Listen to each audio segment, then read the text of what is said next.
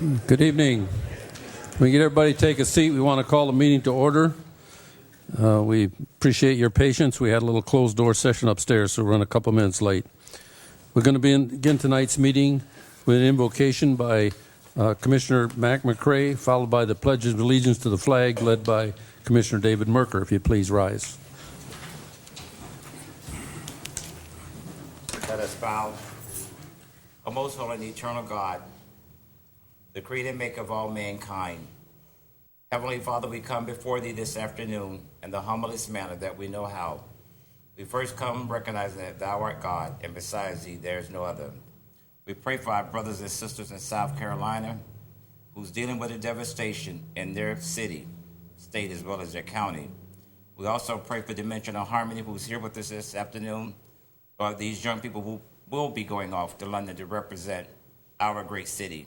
We ask that you put a hedge of protection around them, that you lead them and guide them in the way that you will have them to go. This commission, we ask, Lord, that you let us do the right thing. Let us be mindful of each one's attitude as well as their presence tonight. In your name we pray. Amen. Amen. I pledge allegiance to the flag of the United States of America and to the republic for which it stands, one nation, under God, indivisible, with liberty and justice for all. Could we have a roll call, please? Mayor Taylor? Present. Vice Mayor Costello? Here. Commissioner David Parker? Yes. Commissioner Mac McCrae? Here. Commissioner Fitzpatrick? Present. All present. Thank you. We have a quorum. We'll go to agenda approval. A couple items I need to bring to your attention. We're going to add two items under new business. Item C, which was handed out here tonight, would be the PBA contract ratification. That would be item C under new business. And then item D will be the global tech contract. It's a utilities contract we need to, and I'm sure the utilities director will explain that when we get to us. That'll be item D. Two items added. I also would like to pull, under consent, I wanted to pull item F for an explanation from staff for everybody. And does anybody else have anything? I do. Go ahead. I've received requests. There's a lot of people in the audience who are interested in the CRA resolution. I'd like to move that up before 9A. How about how about if we put it right after consent agenda?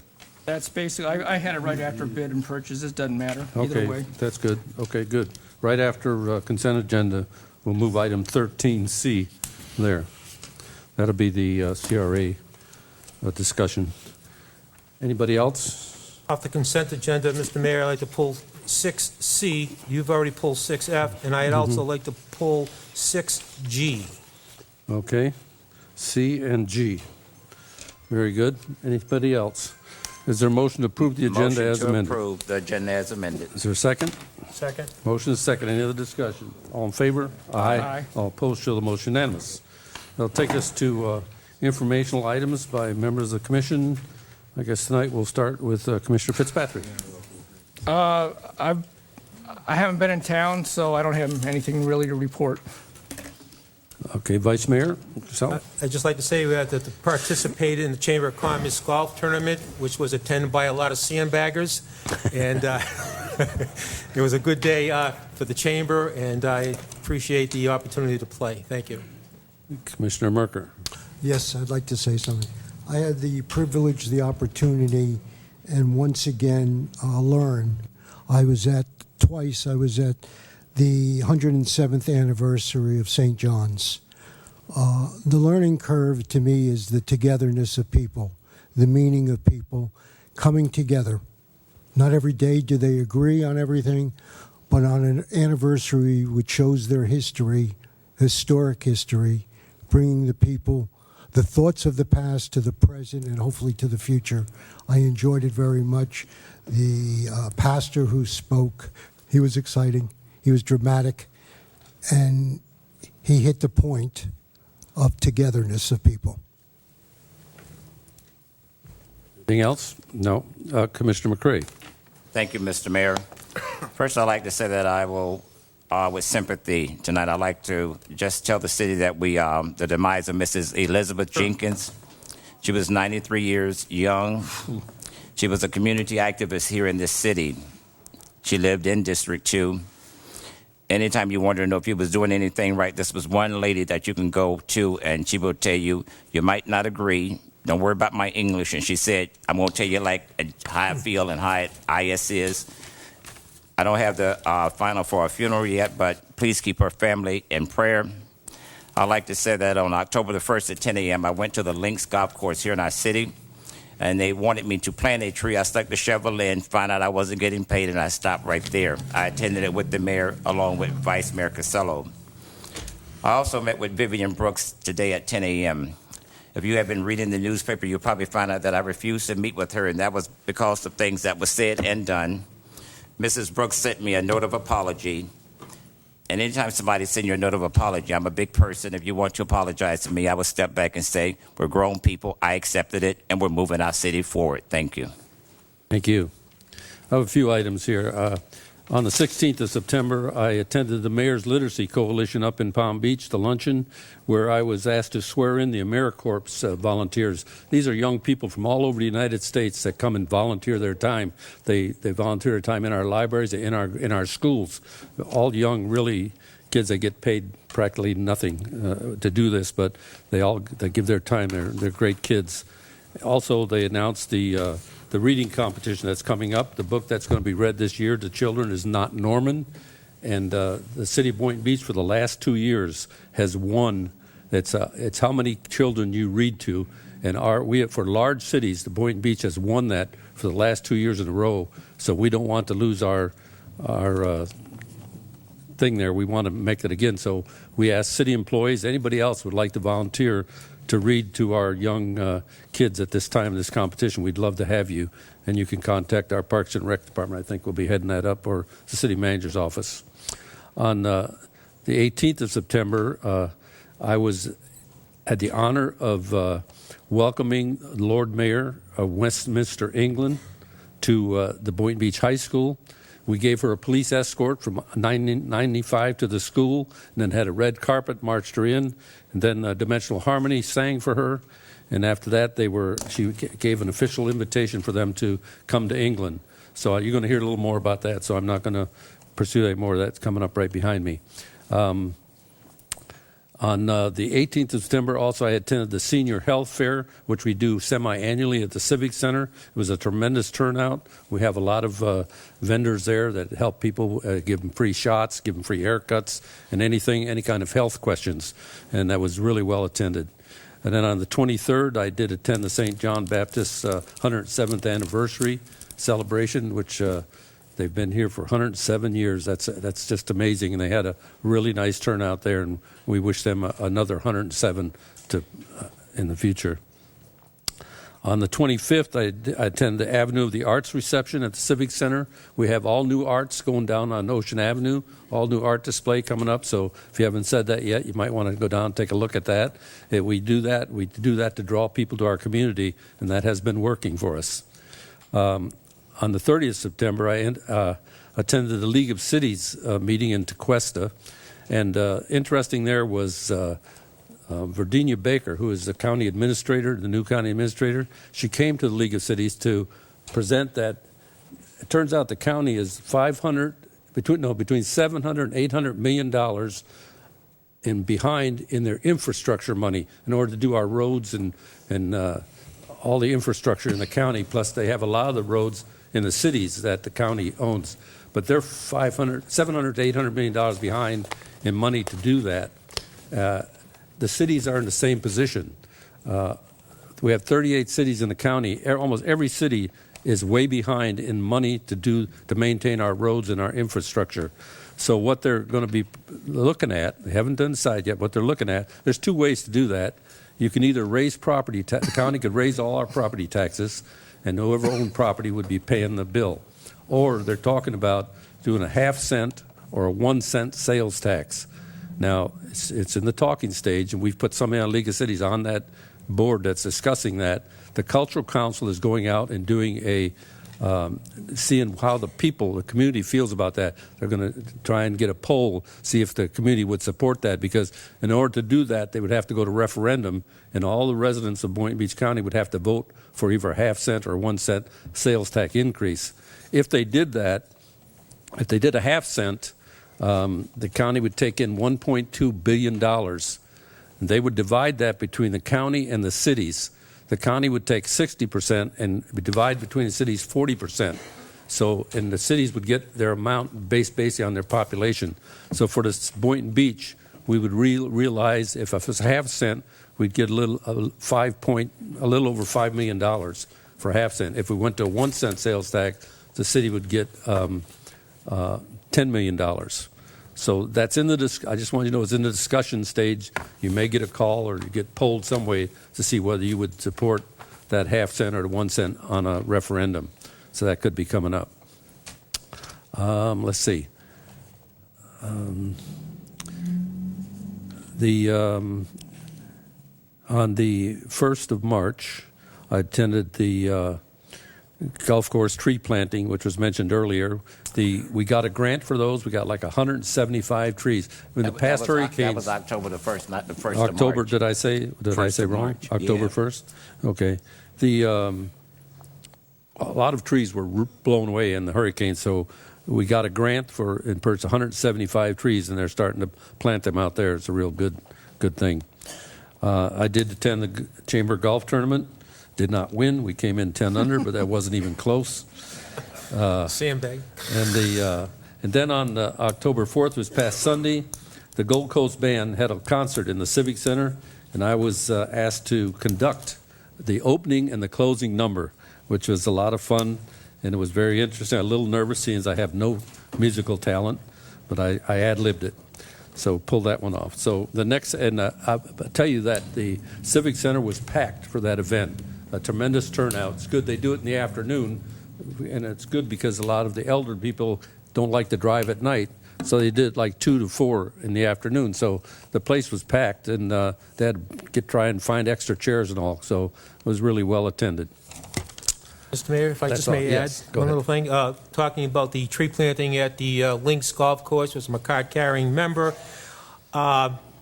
Kudos to Ron Tapper and his staff out there. It's turned into a 5-star worthy golf course.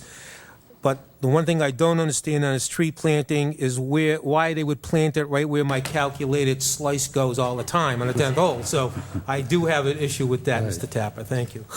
Thank you. Mr. Mayor? Yes. Yeah, I like to also say that I visit Boynton Beach High School, and I had to meet with the principal. And I want to say to the students, I had no preferential treatment like anybody else. My nephew, Amari, was out of dress code. I had to follow the rules. But I want to tell you all, but don't try it. We got to exit. There's a little side door he pushed me out of to get me out real fast. That's how I got off the campus. But although we elected officials, we do have to abide by the rules that's set by the Palm Beach County School, by your school district, by your school. So we don't get off easy either. Thank you, sir, for treating me real well, and thank you for your 5 minutes that I took of your time. Thank you, Principal. Okay, next we want to, we're going to invite Mr. Fred Barch, for the principal of Boynton Beach High School. He's going to give us the latest on the fundraising efforts for Dimensional Harmony to travel to London and perform in the London International Choral Festival. And after that, I think he will introduce the choir to entertain you a little bit. So, Mr. Barch.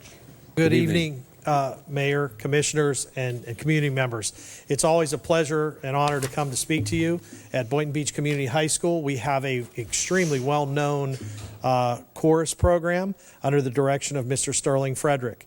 They've been recognized locally, throughout the state, and nationally. Just recently, as Mayor Taylor mentioned, we were invited by Lord Mayor of Westminster to sing at the International Choral Festival in London, England. That is something that you cannot apply to or request to go to. It has to be an invitation by a nationally recognized program, and our students were recognized on the national level, and so they were invited. It's a great honor. Only 7 choral programs in the world have been invited to this program this year. And right here at Boynton Beach Community High School, Dimensional Harmony is invited. We are on a fundraising campaign to try to raise some money to get our students there. They are outstanding. They're respectful. They're great students. And we, on our way here this evening, we saw a rainbow as we right over City Hall as we were driving this way. So they would like to sing "Over the Rainbow" to the community and to the commissioners. Mr. Frederick, if you will.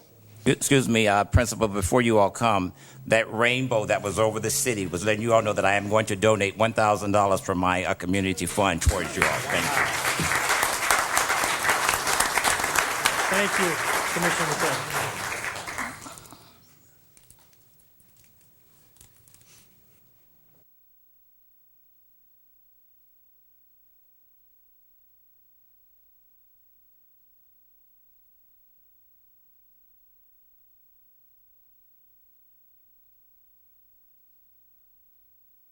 I could throw out the fund. If anyone's interested in donating, they could send a check directly to the school. We also have a crowdfunding account. It's GoFundMe, www.gofundme.com/Dimensional Harmony. There are pictures, there's video recordings, and things like that for you to see. But you can see just how they're lining up, the discipline and structure of this outstanding group run by Mr. Sterling Frederick.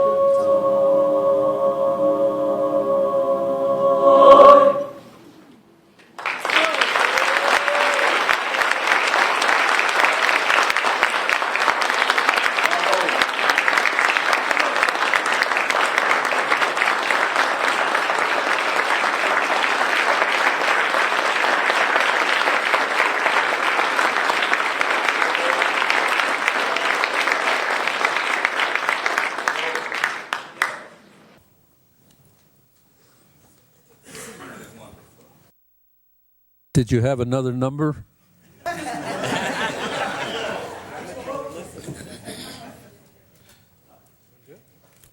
Would you like the national anthem, maybe, or it's Mr. Frederick? It's Mr. Frederick, your call. That was the fun one?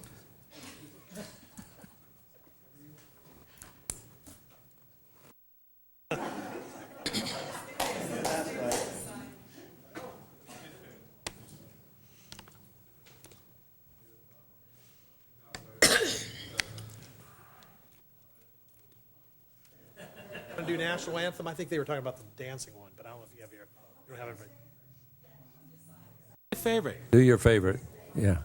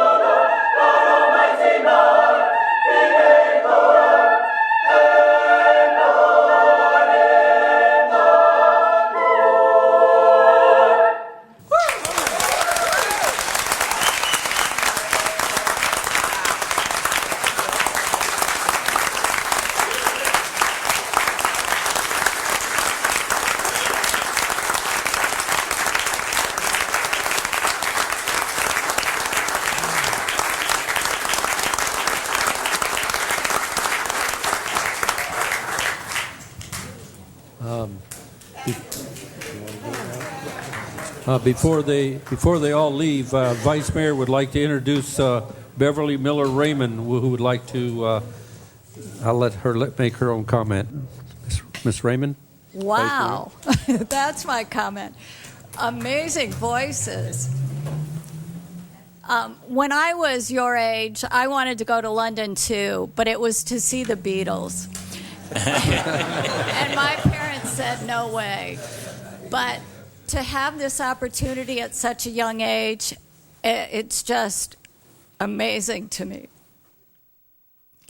And to have such, I'm a sap, to have such talent and not be given that opportunity would be sad. So I want to give a check tonight for $5,000 towards your fund.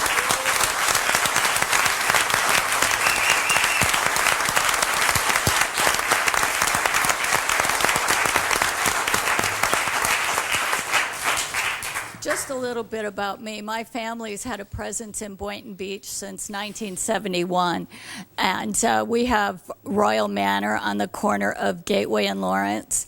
And we were here before Lawrence Road was a dirt road, and Gateway was not even there.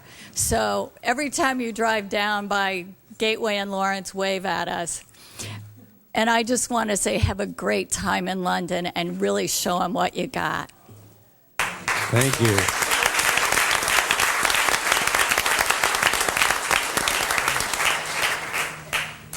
Well, Ms. Mark, your rainbow dream did come true today. And just a quick word on, thank you, Ms. Miller. Talk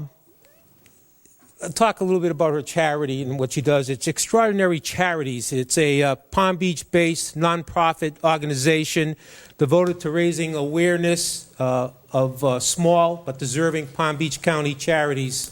It was co-founded by Beverly and John Raymond Jr., and their generosity has benefit in the areas of culture, education, and human services, and the Dimensional Harmony Choir. And I thank you so much for your generosity. I thank you for being a good neighbor over there at Royal Manor. It's one of the finer neighborhoods that I've ever knocked doors on. And I thank Mr. Kyle Prius for introducing us together and bringing this all forward and making it happen. And good luck in London, ladies and gentlemen. Thank you.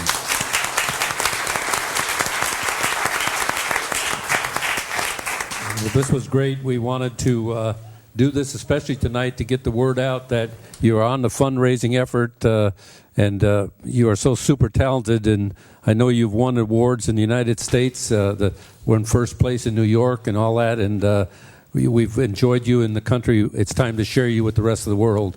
So God bless you and have a great trip. Take care.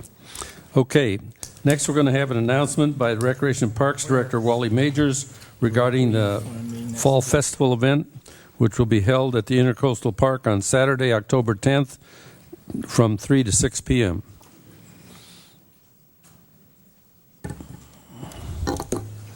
Before you guys leave, anybody forgot their phone? Anybody missing a telephone? Might be Mrs. Miller's. There you go. Oh, it's the Principal. Oh, you There we can go. have fun with that. There we go. Okay, sorry. Wally Majors, Recreation and Parks Director. Thank you, Mayor. We indeed are here to again announce one of our Play Unplugged series of events. This event is called the Fall Festival, which will be held on October 10th from 3 to 6 p.m. at Intracoastal Park. Last year, we had well over 500 people to attend this event. We anticipate a very big crowd again this year. The first 50 kids to arrive at the pumpkin table will get free pumpkins.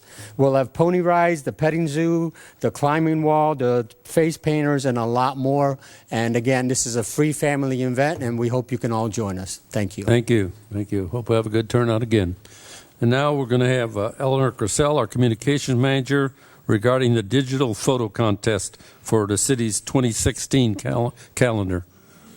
Good evening, Eleanor Crisell for the record. As an addition to the production of this year's annual report and calendar, the city is seeking photographs from residents and the public to depict images that portray the city of Boynton Beach's amenities. To date, we've had over 40 entries in the last 2 weeks. And as I continue, I'll draw your attention to the screen because I've picked out a couple of them, and no way am I saying these will be in the calendar, but these are some of the quality of images that we are receiving. There is no entry fee to enter, and there's no limit on the number of photographs that you may enter. All photographs are submitted online at biddy.com/BB15photo. The deadline's October 19th, and each selected photo will receive $100 award. And there's more informational flyers on the back, and we ask anybody that's interested, amateur or not, any age, to submit. Okay, thank you. Send in your pictures, $100 each if you win. Okay, now we're going to go to public audience. Anybody in the public wish to address the commission on items not on the agenda may do so at this time. We ask to give your name and address for the record and try to make your comments in a 3-minute time period. Good evening. Hi there. Hi, everybody. Just want to clarify, Paula Melly, 720 Mariners Way, Boynton Beach. With respect to the CRA and the citizens being on the board or not on the board in the resolution, do you want us to wait to speak at the time it's on? That's coming up, just wanted and to verify. we'll let you have, Great. let the public speak at that time. Thank you. Thank you. Good evening, Harry Woodworth, 685 Northeast 15th Place, Boynton Beach, Florida. Just want to give you an update. I'm President Inca. Just want to give you an update on the polls. I know you're getting tired of hearing this. The good news is you're tired of hearing it. The FP&L guys pulled every poll out except the last one. I'm not going to talk about it anymore. My view is it's substantially completed. We no longer have a double row of polls all the way up through Boynton Beach, all the way to Hypoluxo. I would ask you guys, if you're driving north on Federal, look at what it looks like in Hypoluxo, and thank God we don't have that mess. The pole also on the bridge at C16 Canal on the east side has electricity for the first time since it was installed. So that's done too. Thank you. Thank you.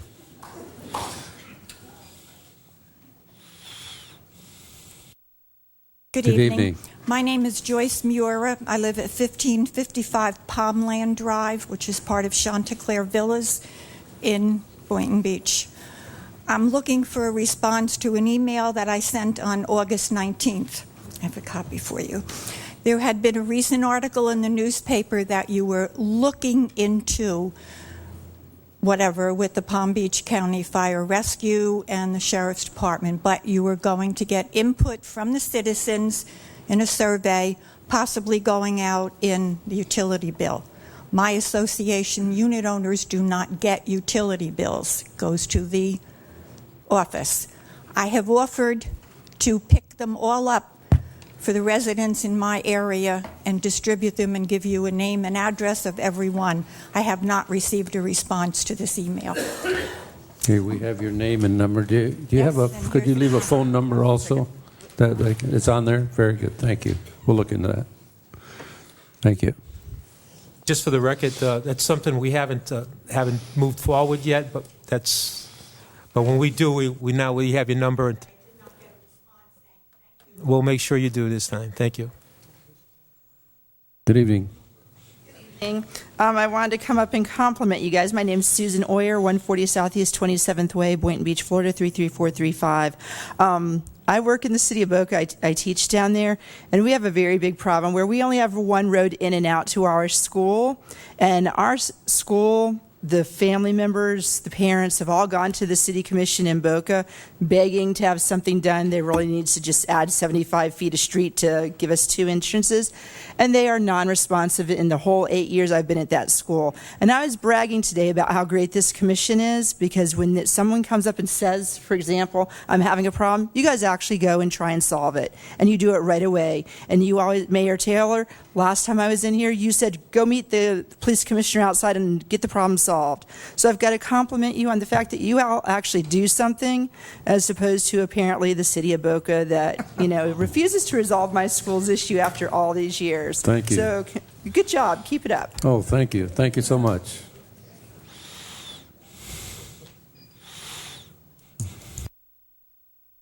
My name is Audrey Dansgerger. My address is 331 Northwest 1st Avenue, and I have a problem with the city. It was kind of neat where you said you serve the public and also you take care of matters. Well, I hope you can take care of mine. As you well know, my property is historical. It's 88 years old, double townhouse, with 2 principals previously owning it. A concrete wall with narrow gated driveway makes it difficult parking since it can no longer be used for parking in the front. This is after 88 years of parking in the front. Now, the Seacrest project removed my entrance parking by making a deep ditch with grass. Now, as you well know, I have no grass on my property. So now I have grass to maintain your property. I need no lawnmowers. I have no weed eaters. I do all my landscaping. And due to the now grassed area, I have to pay someone to constantly mow the city's property at my expense. Now, the city requested me to sketch a front design for parking, but I never got consulted on it, and therefore a ditch was put in. I paid for an occupational license and my taxes. I should not have to pay now for lawn service to city property. Now, what is the city going to do about the expenses it has incurred upon me monthly for the inconvenience of parking and my tenants and I endure? I don't deserve this burden. Thank you. Thank you.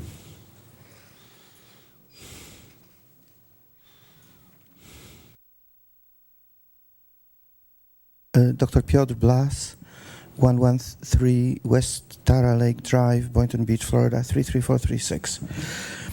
So generally upbeat. I feel the city is doing very well and the mayor is doing a super job.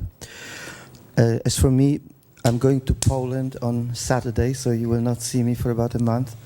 But I will be back in time to qualify for the election. Now, I think I need to mention one thing that the Commission may not be aware of, because I'm the guy who goes to the beach all the time.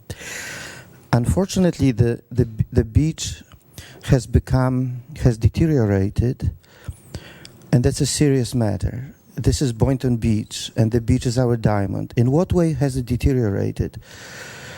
There is, of course, jellyfish, but I think the pollution has made the problem worse. There may be bacteria in the water. So quite honestly, I and other people have suffered quite a lot. One of the constituents, a young lady who has lived in Boynton all her life, wrote a letter. You know, it requires medical attention. So I would say we need to look into it. And as part of my platform for mayor, we definitely will have to examine the water, and whoever is polluting it should be confronted and stopped. So it's a very important issue. I don't know how many of you, sorry, I'm speaking to the Commission. I don't know how many of you regularly go to the beach, but it has become a serious problem. And I've been here since 1989, faithfully swimming every summer, and it is much worse this year. So I would raise that point, not to be negative, but to say this is something we need to resolve. As for my other usual concerns, please don't take that big building away, the big high school, because when I come back, we're going to make it into a University of Boynton, and we're going to build a 24-story building there. So when I come back, I don't want to be shocked that the building is demolished. Well, God bless you all. God bless Boynton. You're welcome. We do, there has been a problem about seaweed along the entire Florida coast lately. There's excessive seaweed that they can't explain it, but we do clean the seaweed at least, I think it's twice a week or weekly, and we also test the waters. So if it's not okay for people to swim in it, we would close it down. But the waters are tested and looked for anything that would be a problem. So we'll continue to do that. Yes, sir. Good evening, Mr. Mayor and the commissioners, everybody in their respective places. I just want to commend Mr. Jeff Livergood and the city for great work that they're doing upon request of getting some things done inside the Boynton city community in the heart of Boynton. I mean, every time I call him and I make a request about some Excuse me, issues. Reverend Wright, you didn't give your name and Oh, your yeah, address. Reverend Bernard Wright, 713 Northwest 2nd Street. Thank you, Commissioner. And he's done a great job and still doing a great job in getting things done. Relevant issues like water cooler, they're going to get that. Lights, we all just spent $30,000. Garbage cans, that was necessary. Also, he's doing some things about getting some benches out there so the parents can sit down when they have their children out there entertaining themselves. And I just want to thank the commission, thank the city, thank you, Jeff. God bless you all. Thank you.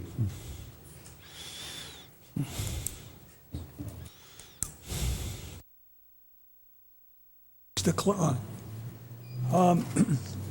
I went to a CAC meeting. That's a climate. Your name and address, sir. Herb Suss, 1711 Woodford, Boynton Thank Beach. you. I went to a CAC meeting last night. It's a climate change commission, and on the people on Wednesday, October 14th, there's a People's March in Miami at the Miami Government Center. I'll bring these up and leave it with the mayor and give one to the city clerk. Also, on Monday, October the 26th, 2015, at 9:30 in the morning, there's a county commissioners meeting about the Ag Reserve. And I would hope that everybody in this audience and everybody would attend and speak up to save the Ag Reserve. We need it. What they're doing to it is pathetic. All private homes going into it, and we need the agriculture. Another thing, on climate change, I will hand some of this material from the meeting last night, and it shows during the King tidal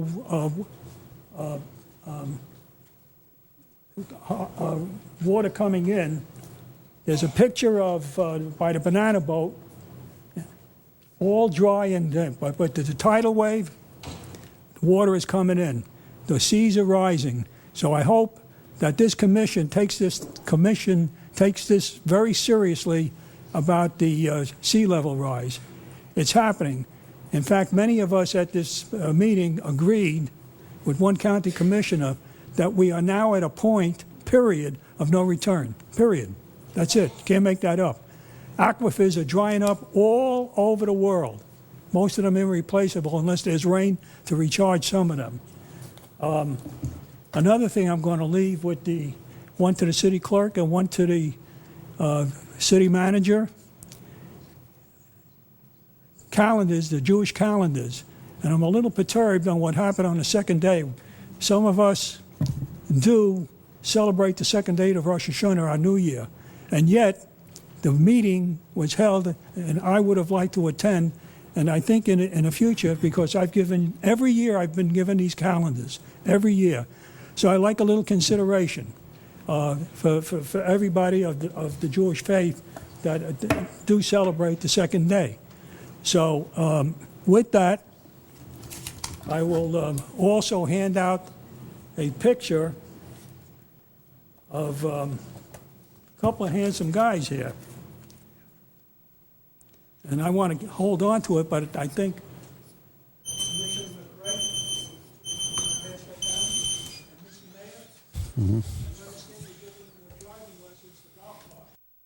Uh-oh. Okay? How to get that in. Okay. All right. Let me give you the material. Just leave it with the clerk because your time is up, but she'll pass it out to us. All right. Thank you. Good evening. Good evening. Stephen Grant, Northeast 3rd Avenue, Boynton Beach.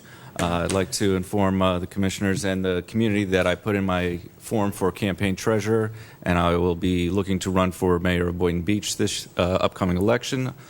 I was chairman of the Financial Advisory Committee, and I believe that a youthful look into the city is something that we kind of need going forward, whether it be an advisory committee for the young, and so that's why I'm putting my name and talents towards the mayorship. The other thing that I thought was interesting is that I saw on the news this morning the city of West Palm Beach and that the county of Palm Beach is looking to has decriminalized a misdemeanor of marijuana in this area. 20 grams or less. 20 grams or less. I was wondering if the commissioners or the mayor have looked into that issue. Yes, I have. We're already having discussions with the criminal commission and our chief of police. Okay. All right. Thank you very much. You're welcome. All right. Anyone else need to address commission items not on the agenda? Seeing none, we will close public audience and move on to administrative. We have one appointment tonight. It's on Planning and Development Board. It's an alternate position. I have the appointment. I'd like to appoint Floyd Zonenstein. Second. I have a motion and a second. Any other discussion? All in favor? Aye. Aye. All opposed? Show the motion unanimous. Okay. Under item B is authorize the City Commission to travel to Tallahassee, Florida to attend the Palm Beach County Days on January 12th and 13th, 2016. Is there a motion? So moved. Second. The motion second. Any other discussion? Who? Which Oh, how two many commissioners can- would you like? Yeah, because we would actually like to try to get a head start on getting some decent fares for airlines. So Okay. we have budgeted for 2 commissioners to go. Last year, we had 3. Right. It's the commission's pleasure. I can work within your budget as to who you would want, because I need actually names to purchase airline tickets. I will go if whoever else doesn't want to go. Or I'd like to go. I would like to go. if you can only use 2, then I'll let the other 2 go. You can only use. I have no desire to go. No I desire. got sick last time. Mr. McCray? Ms. I McCray? have no desire to go. I've been, thank you. Can you do 3? You would like me to do 3? Well, we can do 3. Yeah, let's do Okay, 3. we'll do 3 then. I'll be attending as well. I'm in a separate Casello, budget. Yeah. Casello, Merker, and Taylor. Thank you. Thank you. Okay, the consent agenda, we pulled item C, I believe, Vice Mayor. Oh, yes, That's, thank you.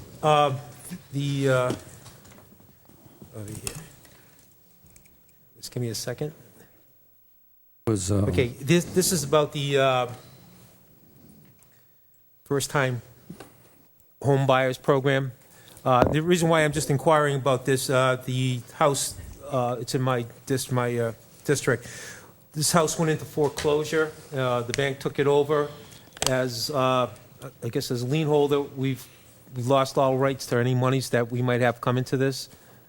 Andrew Mack, Interim Director of Development, City Engineer.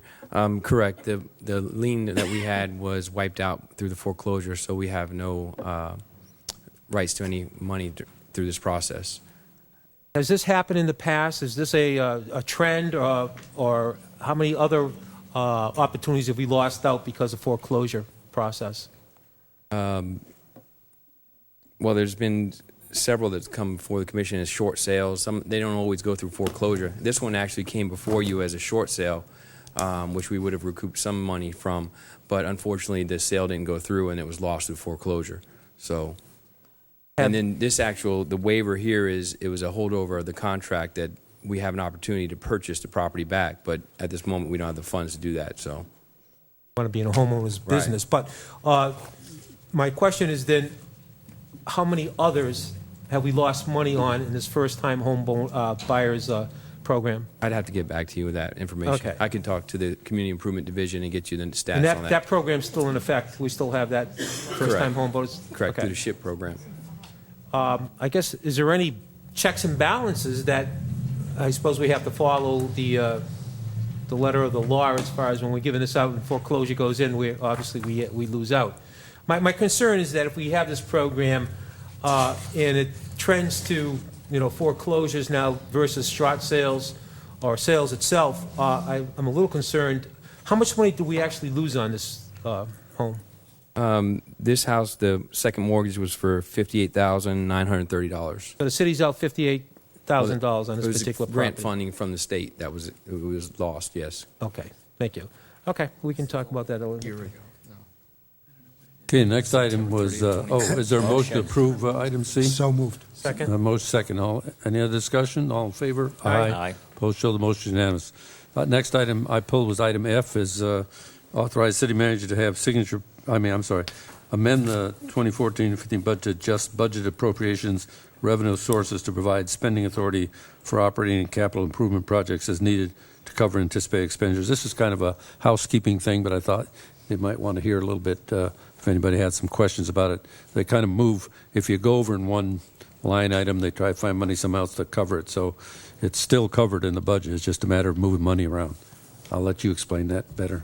Tim Howard, Director of Finance.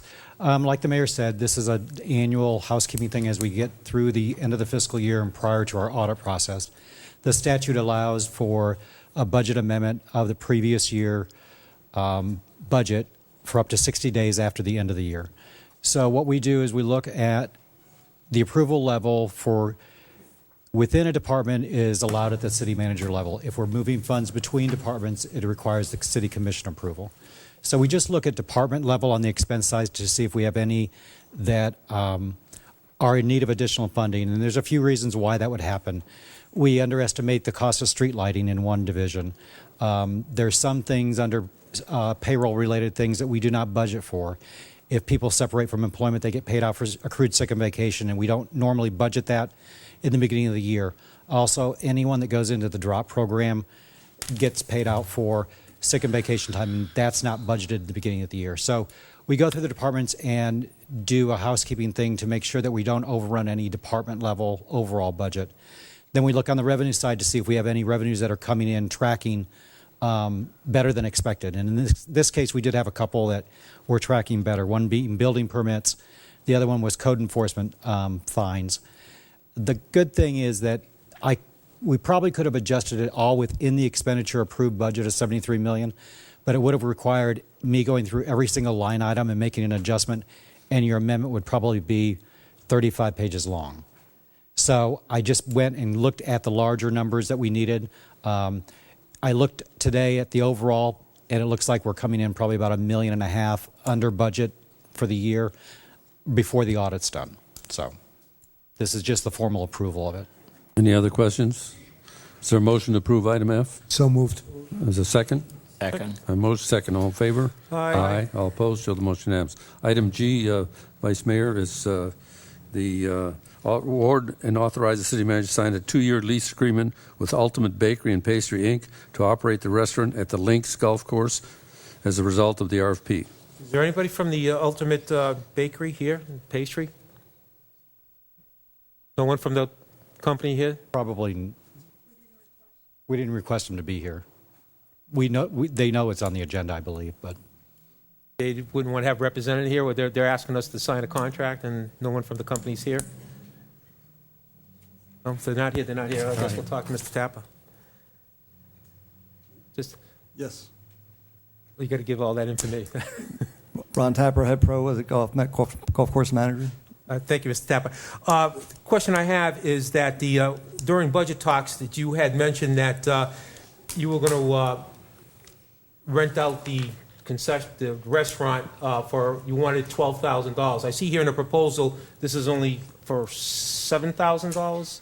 Well, it says 7.5. I don't have it in front of me. 7.5% with a. I can hardly hear you, sir. I'm sorry. $7,000 or 6.5% of the gross sales, whichever is greater. Okay, so if First it's not greater than the most we could get, be 7,000. The first or less year. we could get is 7,000. Yes. Okay. The first year, then it goes up the second year. It goes up the second year. The current person who runs the restaurant now, did they put a bid in? No. And the reason for that, they give you any reasons for not putting a bid in?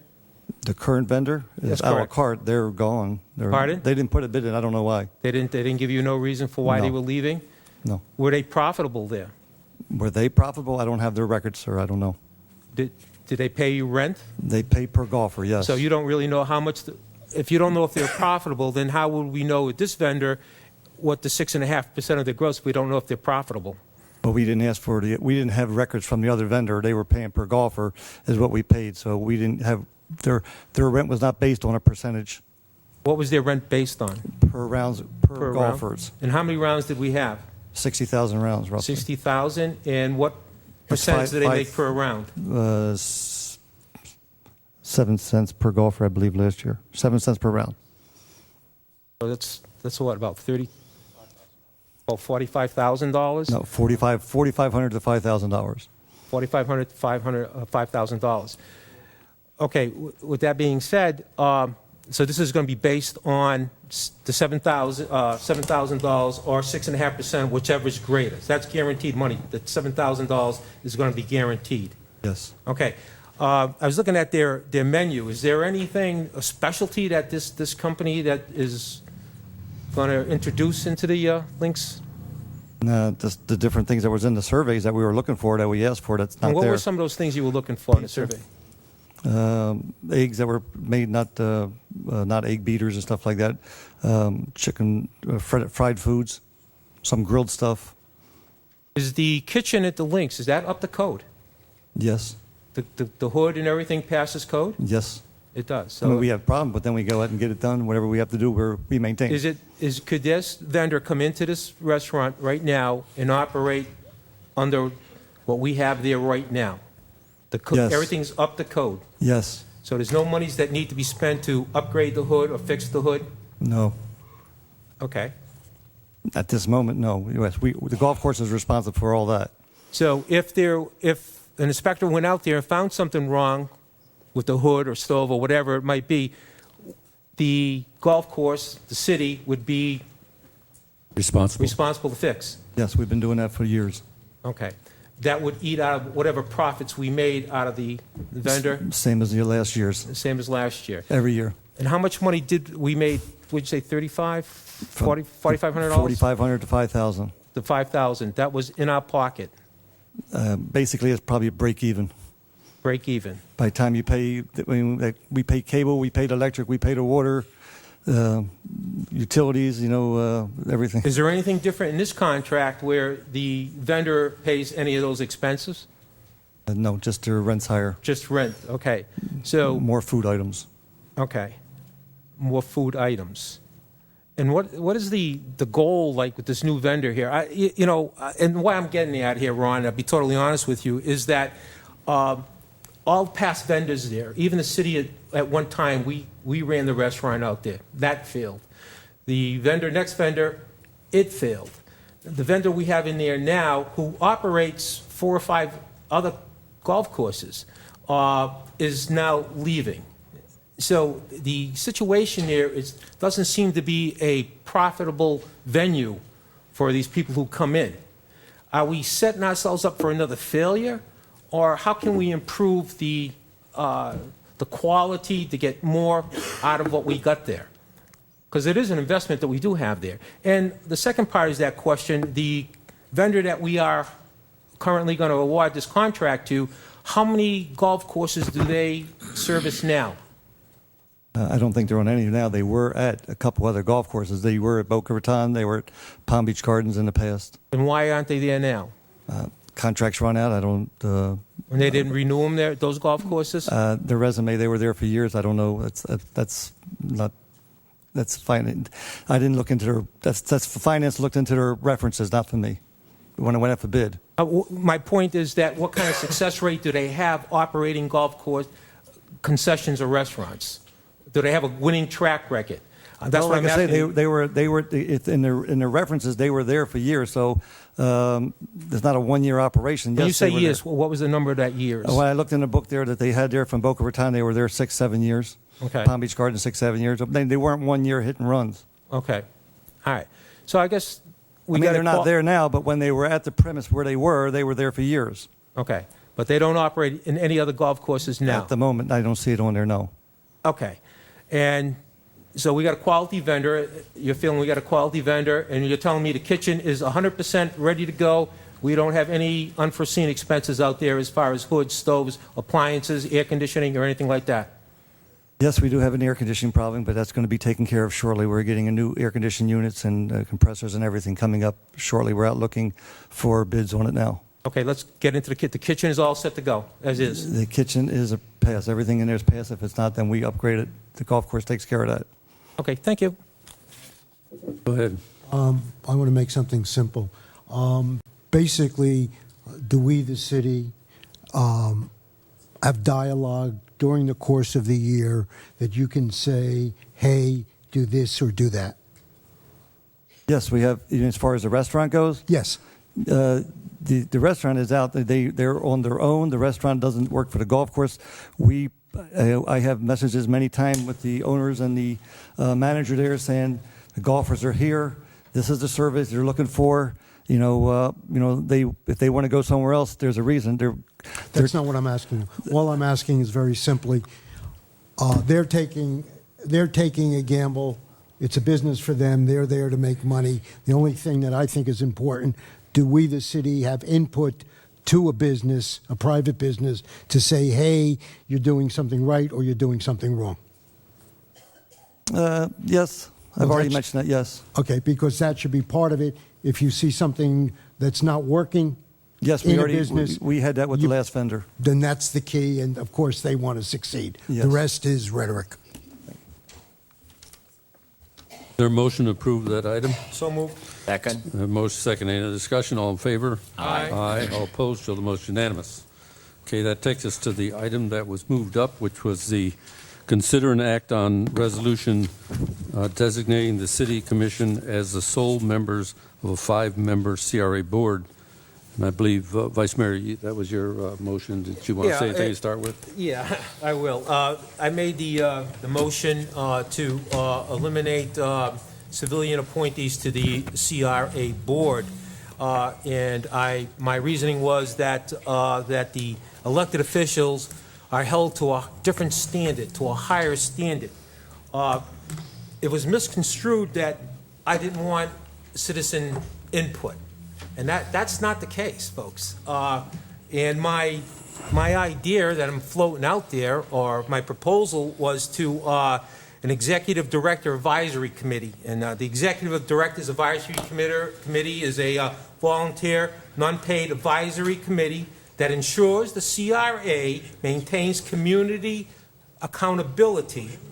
This committee is non-political, convened by the executive director, and does not usurp the community's ability to participate in the community redevelopment process. Now, this committee could be made up of 5, 7 different people who would have input into what the CRA's direction where they need to go. That's the proposal I'm putting out there. The commission, as elected officials, you elect us to make the final decisions, we should be held accountable to that. And that's my proposal. Would you like, I think we have people that want to Wait, speak to wait, this. wait Want to before let they them start. speak first, or no? No. You want to go ahead? Yes, yes. Mr. McCray, go ahead. Thank you. I need to concur with what Vice Mayor Costello said, but I'm going to say this because everybody that's being affected is coming from District 2, and I do feel real bad. But my whole take is that when we had a gentleman who served up here for 6 years and stated to the newspaper and stated to this city that the commissioners, we are the one that's held, that we are the leadership team, and that is not the way government works. We are the policy makers. And I was taken back. This person served as a commission. He served as a vice mayor. Then he was an appointed mayor. But he came up and said that we the policy makers. That's number one. Lori runs the city. Vivian runs the CRA. Now, the next thing that bothered me too was that when I did my evaluation, one of the individuals, Buck, that sat up here, I'm going to call his name, he jumped all over Vice Mayor Costello and myself for the way we evaluated. I wasn't going to say anything, but I felt real bad, first of all, for a board member to jump over my evaluation. And when I read my evaluation, it said I was evaluating Vivian Brooks, not Buck. And that was the first problem that I had. I'm just saying, I evaluated the way the citizens for District 2 was speaking to me, that if being affected by the heart of Boynton. I know and recognize that a lot of you all have gotten together and said, we're going to jump on it tonight, and because these guys came up from District 2. I am totally in favor of getting a CRA advisory committee that is of everybody from this city that have talents that can bring it to this table, whether they are an architect, CPA. I'm just saying, and I don't want anybody to think that 1 or 2 individuals has to sit up here. I could deal more with a CRA advisory board that is a broad aspect of the entire city than 1 or 2 individuals that they feel like they have to sit up here because they sat before. I would like to get a broader aspect, go out and poll the city and let us see what we can get that can say this is the way you all need to be going. Trust you, I admit I don't know everything, but I do admit that we do need help. And I'm just saying, we need citizens who can say, I'm willing to serve. I am willing to serve. And when you serve, you recognize that you're serving at the discretion, that this is a non-paid job, non-political. And I'm going to say this, I hate for this city, to run an election, 2016, saying that it is being based off of the CRA and the old high school. We have more things that's bigger in this city that we need to be dealing with than 1 or 2 issues. We have issues that we haven't even unearthed here. I'm just saying, we read the newspaper today about the police department. The guy was acquitted. I'm just saying we got too many things. I'm just saying I am willing to go along with a citizen advisory board, but I want it to be made up of everybody from this city, not just 1 or 2 people from District 2. Thank you. May I please? Go ahead. It's called mix and match and flip-flopping of words. It's very coincidental, and pardon me, I'll say his name, Woodrow Hay. Woodrow Hay has been a city commissioner. Woodrow Hay has been a mayor. Woodrow Hay has been on the CRA board. Though, and I can say this because I voted against you, okay? But something happened. There was a 4-1 vote in favor of putting Woodrow Hay back on the board when Mark George had to step down. In respect to Woodrow Hay, he should be on that board. He did nothing wrong. He has dignified the city simply by just wanting to volunteer and say, here I am. He's backed and put forth many positive projects. The other gentleman, Buck Buchanan. Buck, probably of all of us, deserves the most credit. Why? He's not run for election. He's volunteered time-wise approximately 20 years. The idea that we're put up here, we're elected by the people, we have to take criticism. They have a right to criticize us if we're not doing something right and thinking forward for the betterment of the city. So the idea that we don't like what a Woodrow Hayes says, or Buck Buchanan, or John Smith, or Sally Smith is absurd. I accept the criticism. I want to learn from the criticism. Step number 1. The other thing, I like the change of terminology, advisory versus independent. That's a play on words. At our strategic planning meeting, Vice Mayor Casello was all in favor of an independent board. I personalized that and said it also. The people who are standing up there right now, if you know their backgrounds, as I've gotten to know, have all the credentials in the world. And the reason why you want volunteers, independent people, to get on these boards, because I and all of us will not be here forever. And hopefully, and I mean hopefully, some of the volunteers will step up to the plate and say, hey, I'd like to run for commission, be on this board. I think it's ludicrous. This issue should have been shut down, could have been shut down, but games were played at the last meeting. I'm sorry I could not be there. I was one of the people of the Jewish persuasion that respects my God, just like you do. I asked, and Lori did, send an email that this subject matter would be postponed so I could put my 2 cents in on what I felt. So, in summation, I feel that we have the citizens in Boynton Beach that want to step up to the plate, want to volunteer, want to put their professionalism on whatever they do or did into the city. And we should only be so fortunate that this continues, because that's what makes politics, the turnover of new people, new ideas, the younger movement saying, hey, I'm proud to live in a city, in this case Boynton Beach, and I want to volunteer. So the idea that we're having this subject matter, I feel sad. I feel sad for the people of Boynton Beach, because you will see probably flip-flopping of votes tonight. And that simply is disrespecting the citizens of Boynton Beach. I'm sorry. Point of information is there, don't we need to, does the resolution have to be moved and seconded or anything?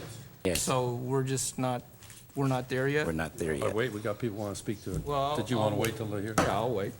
Okay, I want to wait till I hear from everybody too. Go ahead. Excuse me, people Paula, want before to you speak. come, let me address this, because this I feel is being like targeted at me. I am not running for mayor. I'm already an elected official. And Commissioner Merkel, I'm going to tell you tonight, face to face, I accept criticism, but when somebody's supposed to be serving and they don't know government, it bothered me, okay? When I did an evaluation and somebody challenged my evaluation, that bothered me. I'm human just like everybody else. I can accept criticism, but when they are constructive, sir, it's not a play on words, and I don't flip-flop. Thank you. Good evening. Hi, Paula Melly, 720 Mariners Way, Boynton Beach, Florida. And thank you for your input tonight, attempting to explain this whole motivation behind the vote.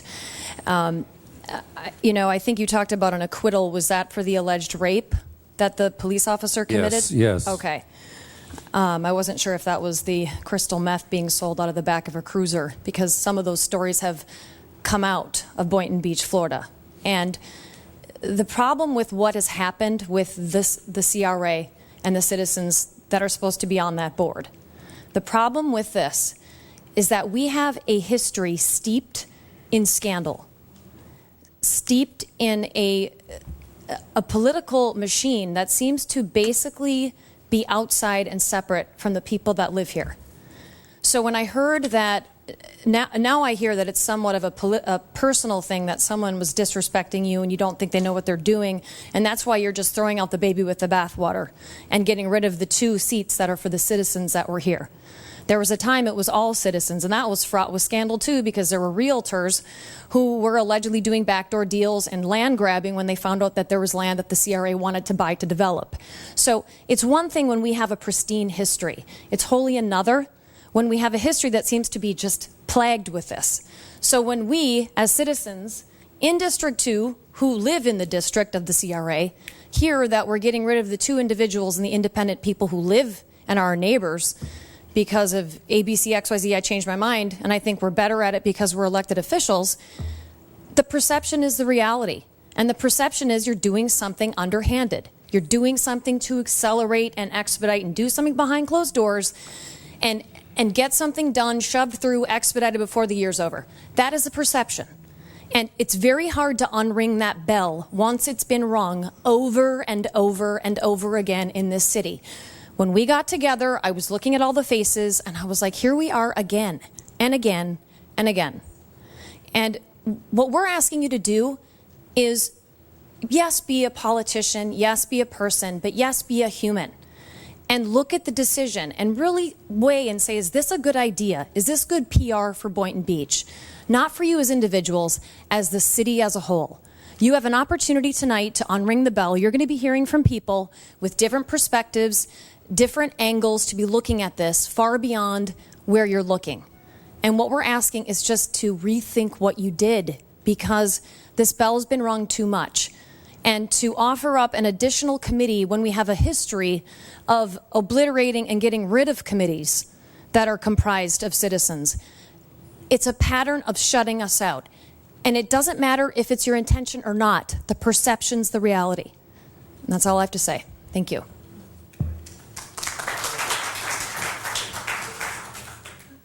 Start the clock. Good evening, ladies and gentlemen. My name is Tom McClure. I am currently the president of the organization known as the Boynton Intercoastal Group, known as BIG. I wrote a little remarks this morning to give to you, but you've already done that. All I'm asking is for reconsideration of 15-128, 126, 128, and you've already decided to do that. So I'm successful in what I'm come here for tonight. But as you say, there's others here with me that are expressing that same concern, and I thank you, Joe, for doing just that, and I look forward to your reconsideration of this particular issue. Thank you so very much. Thank you.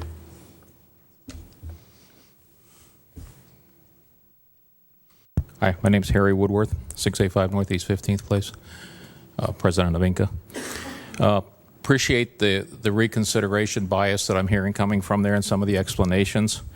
I've got a couple points I wanted to go over, but basically there was an agenda item a couple weeks ago that said we were going to talk about some of those kind of things, and we didn't get to it. We just unilaterally went off and did something else. So I guess we're kind of at, okay, if we're going to do that, let's set something up and have that done properly, discuss whether we should have a mixed board, a separate board, whatever you want to call it, independent. But this is not the way to go about it. I guess what I was going to say here, I sent you guys some letters, but I've only got 8 points. There are studies of high-achieving cities. I think you guys have read most of them. You're pretty with the program. Those studies show that the highest-achieving cities distinguish themselves by having citizens and community leaders working together, lots of them engaged throughout the community. You can research that. Cities recognize that it takes local people working with government to solve local problems. That can't possibly surprise anybody. We've got 30 years of CRA, we've got 100 years of city government, and we still have all kinds of issues in this city. So these problems are not going to go away unless local people start working with local people on local problems. And you can't do it by yourselves, with all respect, and we can't do it by ourselves, but we got to work together, and you're taking away those opportunities. I represent INCA, which I think you guys know is 20-year history of trying to work together with the city. Just like everything else that's had its ups and downs, this has been a pretty successful year. All we're trying to do is have community engagement, improve the quality of life, and maybe a little more than that, the pride in living in Boynton Beach. We travel all over the country with my son sailing. People ask you where you live. The people in South Florida that ask me where I live when I say Boynton Beach look at me like I'm weird. And that comes and goes too. I mean, we need more pride in this city if you're going to get people to come out. Look at our election returns. Look at the number of people that vote. Look at this place on a big issue like this. If you had pride in this city, this place would be full of people tonight. The election booths would be cramped without the 5 or 10% that show up. Okay, the action proposed by Resolution 15-128, which we know what it is, totally undermines, in my opinion, the principle of citizen participation in government.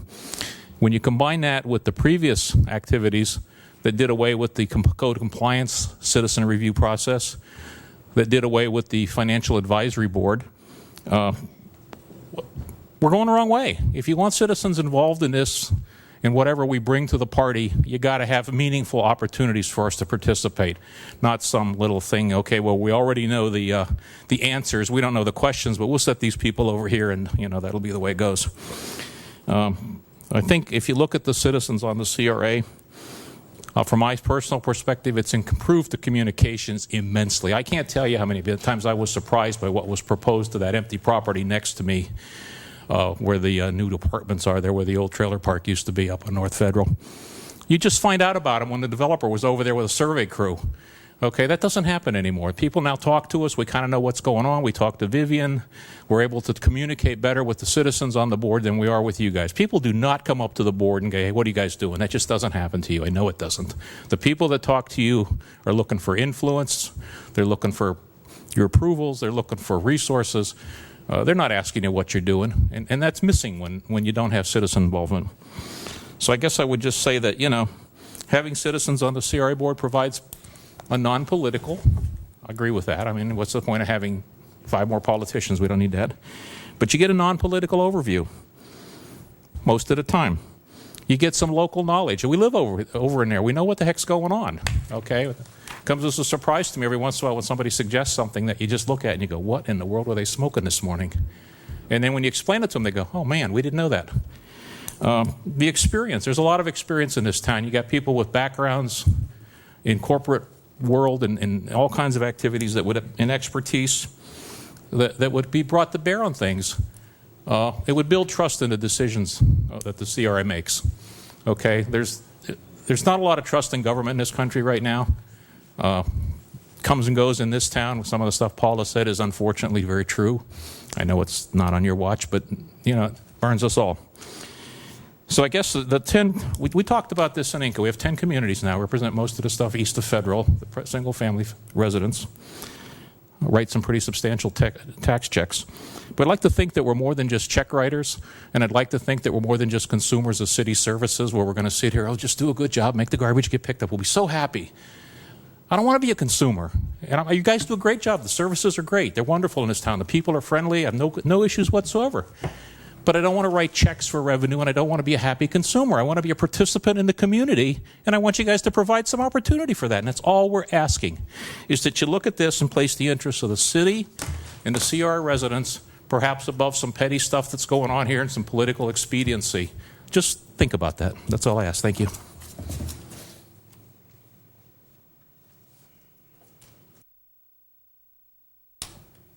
Lulu to camera, 836 East Drive. Good evening, gentlemen.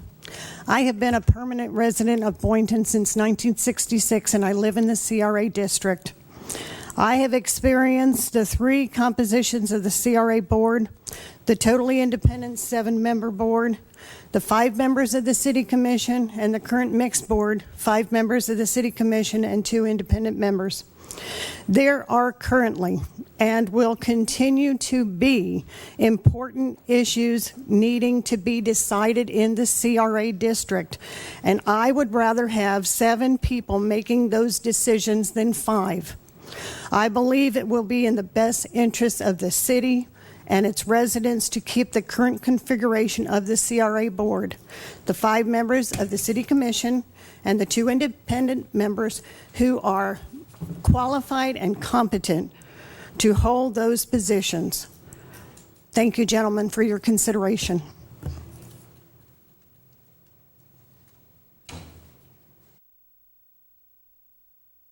Hi, my name is Azi Leal. I live at 660 Northeast 15th Place. Listening to everybody else, I guess I'm a newbie. My wife and I have lived here for almost 25 years. We were one of the original founders of Inca, and we both attended and graduated the 2nd Police Academy. As a result of that experience, some years ago, we walked away with a very warm and positive feeling about Boynton's governing body wanting the citizens' participation in playing an active role in the city's activities. The fact that we had representation in the CRA meetings has been very informative and keeps us on the pulse of what's going on. Our President Harry, as well as Buck, has been doing an outstanding job informing this little local community.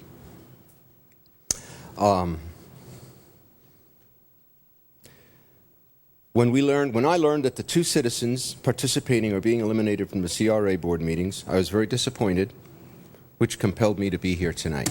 I'm sorry if I'm being rhetorical, but I ask why and what happened.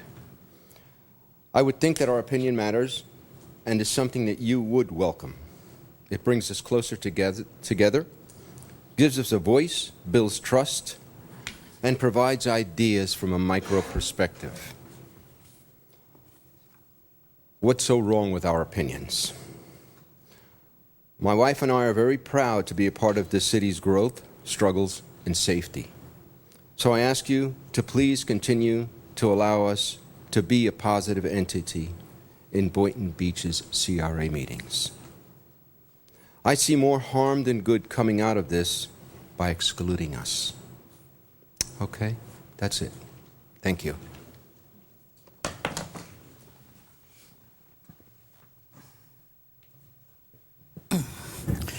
Mark Carey, George 248 Main Boulevard.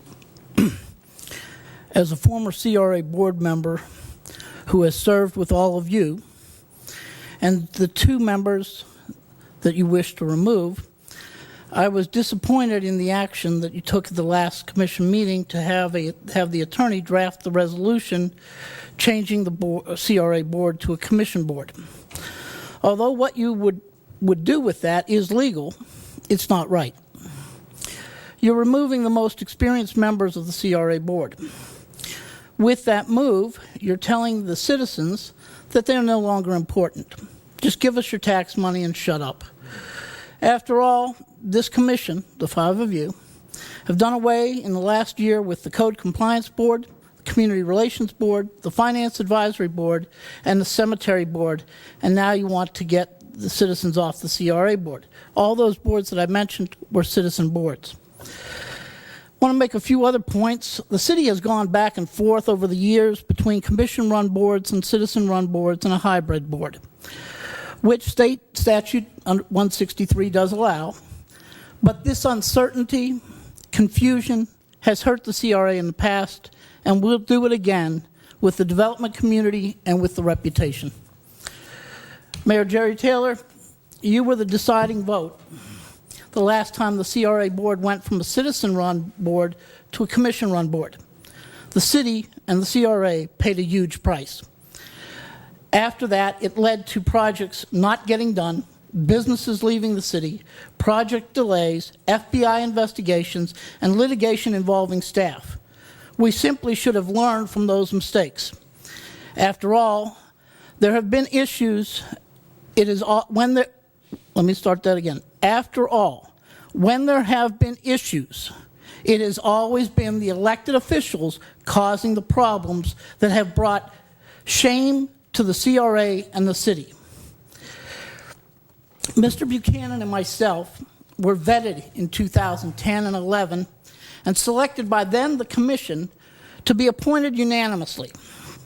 Mr. Buchanan has unanimously been appointed twice, and rightly so, for his service to the CRA. Mr. Hay was appointed to fill out my term when I resigned in a 4-to-1 vote. After he had previously served this city for over 10 years on the Planning and Development Board and as an elected official as a commissioner, vice mayor, mayor, and CRA board chairman. Mr. Buchanan and Mr. Hay have performed exceptionally and have done nothing wrong except tell the truth and do what is right for the CRA and the city.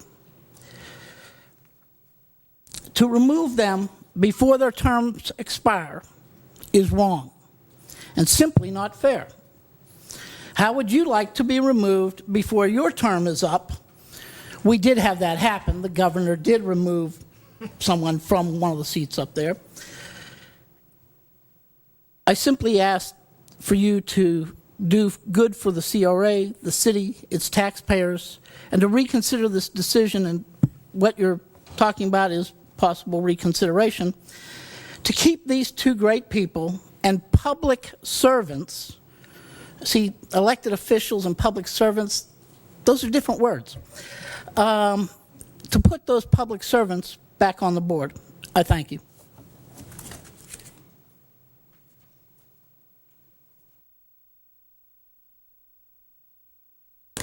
Good evening.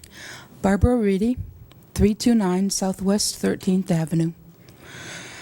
I don't live in the CRA district, but I've participated in many past CRA Citizen Input Committee meetings, and I sat on the steering committee for the CRA's Downtown Master Plan, and I've attended 99% of the past 10 years CRA board meetings because the CRA is within the city that I care about.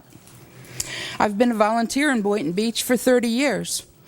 From PTA at 4 different Boynton schools to Boynton Beach Little League to serving on 3 different city advisory boards, I remember a time when this city valued its volunteers and the innumerable hours of time and numbers of tasks that those volunteers gave willingly in the ongoing effort to help improve our city. I willingly volunteer my time in order to make my city better. While the 5 of you receive a small stipend for the hours you function as commissioners, when you sit as part of the 7-member CRA board, you 5 become volunteers, the same as the 2 citizen members who are up there with you, with each one of you having the same single vote power as the others. With the addition of the 2 citizen volunteers to the CRA board, the citizens within the CRA district are given enhanced opportunities for their concerns to be represented. More voices are always better than concentrated power in the hands of a few. As a citizen, I'm concerned that several recent impulsive commission decisions have not truly reflected the wishes and desires of the citizens you all represent. I'm concerned that these impulsive decisions are causing potential developers and investors to distrust Boynton Beach, and this is causing them to hesitate to do business with us, and that's not good. I applaud the Commission's desire to serve the public, and I urge you to remember that you're on that dais to represent all of the people of Boynton Beach, and not just the wishes of any specific developer. Please retain the 2 citizen members of the CRA board, and I do like your idea of having a citizen advisory board that for the CRA. That would be wonderful, but it should be in addition to the 2 members of the board, not in place of it.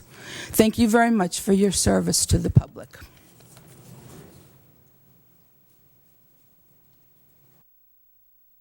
Dr. James Dvorsny, MD, 2625 Lake Drive North, Boynton Beach, Florida, 33435. I enjoy public speaking about as much as root canal, but I'm here. I'd like to just mention two things. On October 2nd, we rented out the Boynton Beach Intracoastal Clubhouse for a fundraiser for my daughter's school. It was well attended, and if any of the citizens have a chance to see that building, it is truly, truly phenomenal. The viewpoints are awesome, and the whole setup is great. On October the 3rd, at about 4 p.m., our Boynton Beach police responded to my house for a burglary in progress.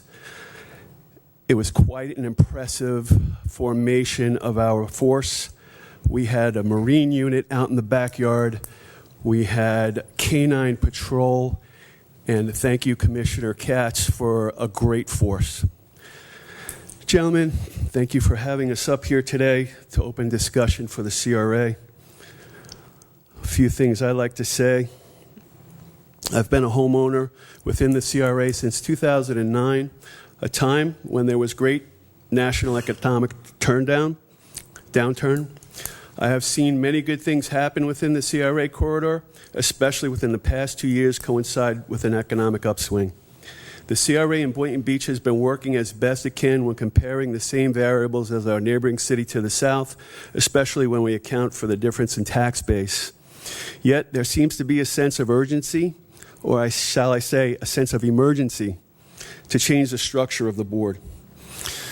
Now, I submitted an application when Mr. Hayes' term was up in March, and Vice Mayor Casello introduced me, nominated me as a potential candidate, and thank you, Joe, for that. But I think you guys made the right decision. I think Woodrow Hay has been a great CRA board member, and so has Buck Buchanan. There is a collective perception amongst the citizens within the CRA corridor that there is a transparency that is afforded to our citizens by having our citizens serve as volunteers on the CRA board. Another perception of the citizens that I informally survey within my dermatology practice, Herb Suss, you're a unwitting victim, is that the message that our city leadership is sending is that the citizens of Boynton Beach do not possess the advanced cognitive functioning required to help on volunteer boards, as evidenced by the dismantling of the Financial Advisory Board and now the motion to have elected officials only on the CRA. Lastly, there's a perception amongst many citizens within the CRA corridor that political motivation is at play. Without transparency, perception becomes reality. I believe that our elected city officials will do what's best for the city when deciding on such weighty matters, such as citizen participation on the CRA board, whether it's a popular decision or not. If the rationale for excluding citizens from participation on the CRA board is that elected officials are best suited to oversee our tax dollar expenditure, then why not interview those candidates that apply for the board and see if someone else is even more qualified?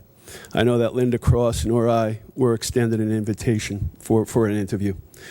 Wouldn't we want to interview a CPA from one of the leading accounting agencies in the United States, or myself just wanting to volunteer and help? Thank you for your time.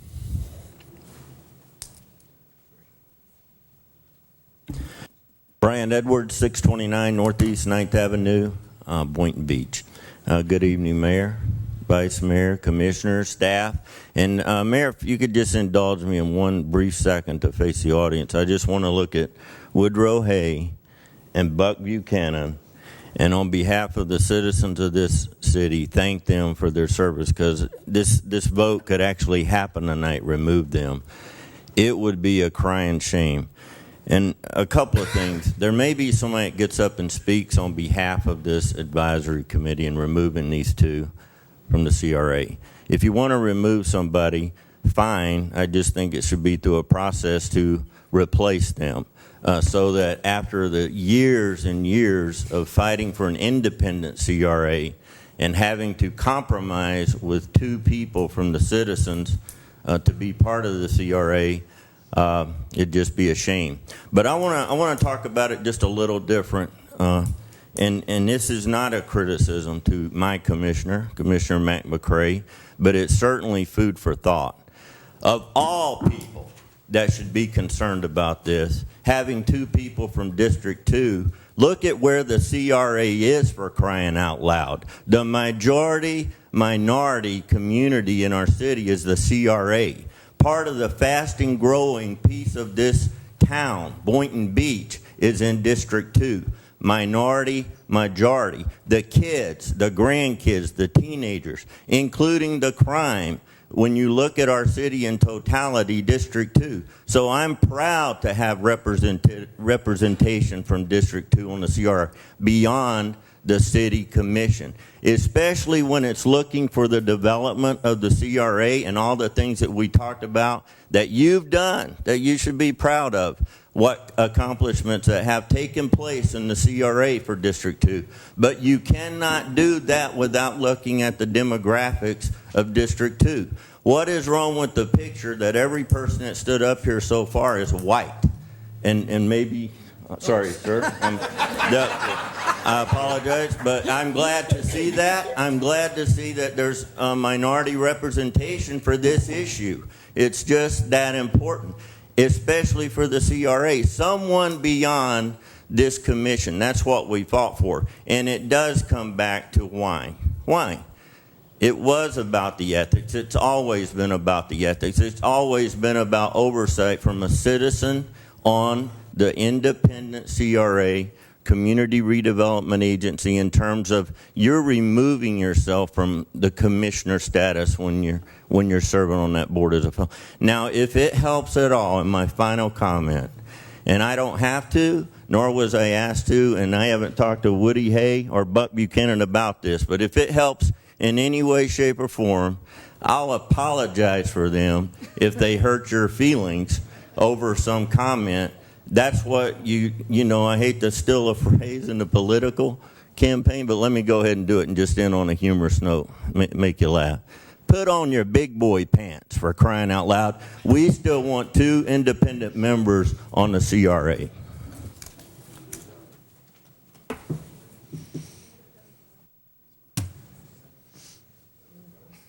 Good afternoon, good evening, I should say.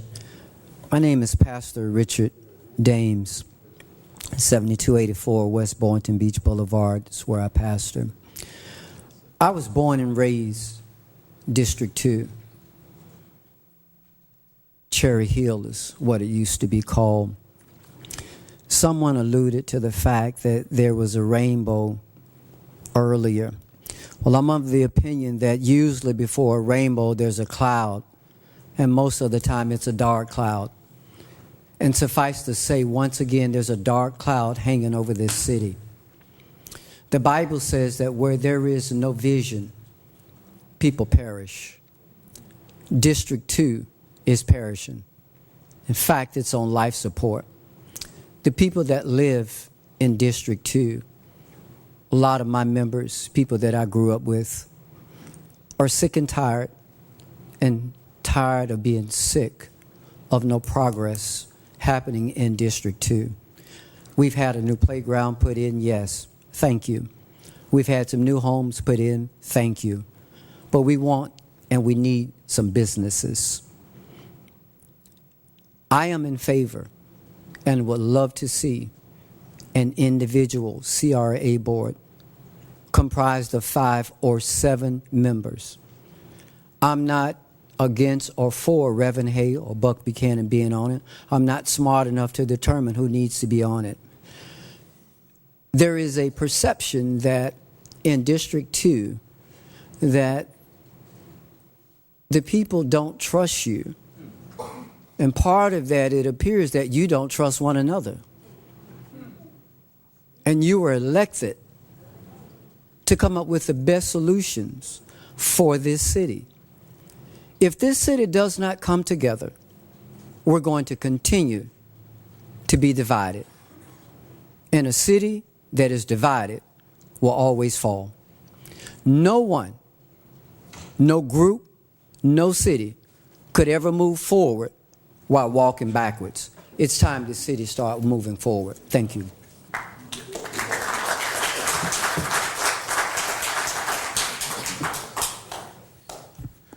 Good night. My name is Ray Whiteley, and I represent the Ministry of 500 Gulfstream Boulevard, Healing Hands Ministries. I'm speaking for myself tonight. I'm not representing any other group, the coalition, whatever. We had a prayer outside today, and we prayed for the decision and the decision makers of the city. We've been doing it every first Tuesday for about a year now. This isn't easy, and we know it. But we prayed that God will give you all the wisdom of King Solomon and the strength of David to do what you know you should do. We're going to continue to pray because that's what I do. Like Pastor Dame says, I'm not smart enough to decide who should or shouldn't be, and I don't want to be. But what I can do is I could pray. And we prayed for every seat tonight. We prayed for every person tonight, and we will continue to. God bless you all.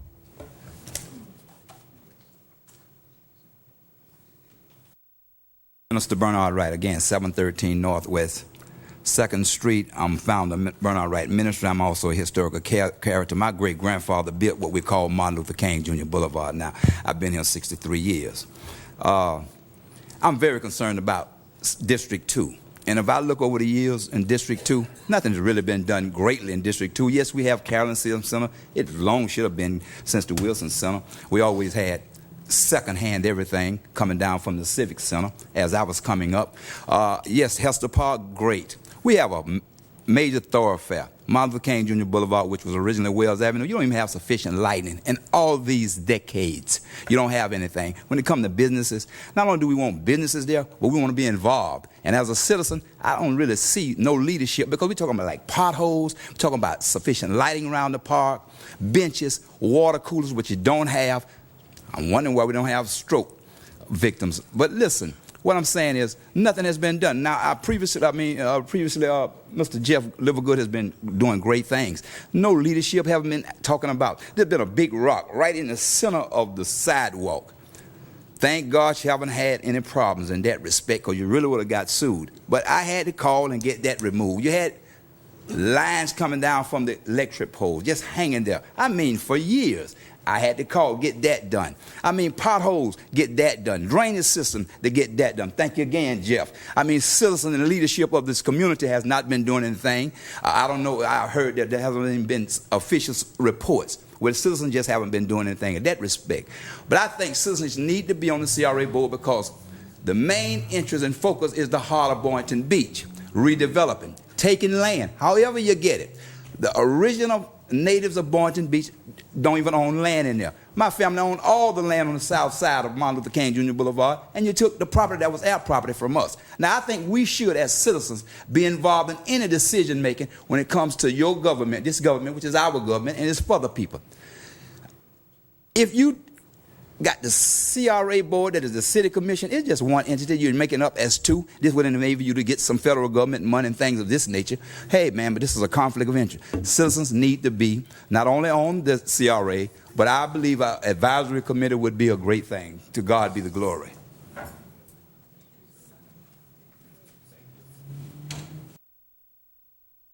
Good evening, Margaret Newton, 701 Northwest 4th Street, Boynton Beach. I am a part of Area 2, and proudly. I'd like to look at this a little less pragmatically and a little more philosophically. I am an American citizen. I am unhappy about many, many of the freedoms that have been taken away from me. You are the last part of my freedoms. I want to make sure that you understand that my freedoms are important and representation from my citizenship is very, very important to me. You are all elected officials and very proud of that. But I am proud to be an American citizen who, when called, will come to the forefront. Please keep the citizens on the board. That's what I'm asking as an American citizen, presently here in the city of Boynton Beach. Freedom is very, very important, and we're losing so much of it. Don't let us continue, please. Thank you.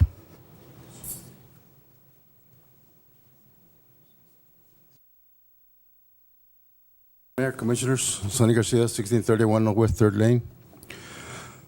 I heard a lot of talk here tonight. Talk comes cheap sometimes. Heard people say that people are smart, that they should be in the group with you all as commissioners, with the CRA. When it comes down to it, when people are asked to sign up for the CRA, very seldom few people show up. Some get elected, some don't. I agree with what Joe Costello said, what Mike McRae said, but you all were elected officials, and you all are the ones supposed to make the decisions on these things. And if you all can make the decision, I suggest you all step down. Thank you.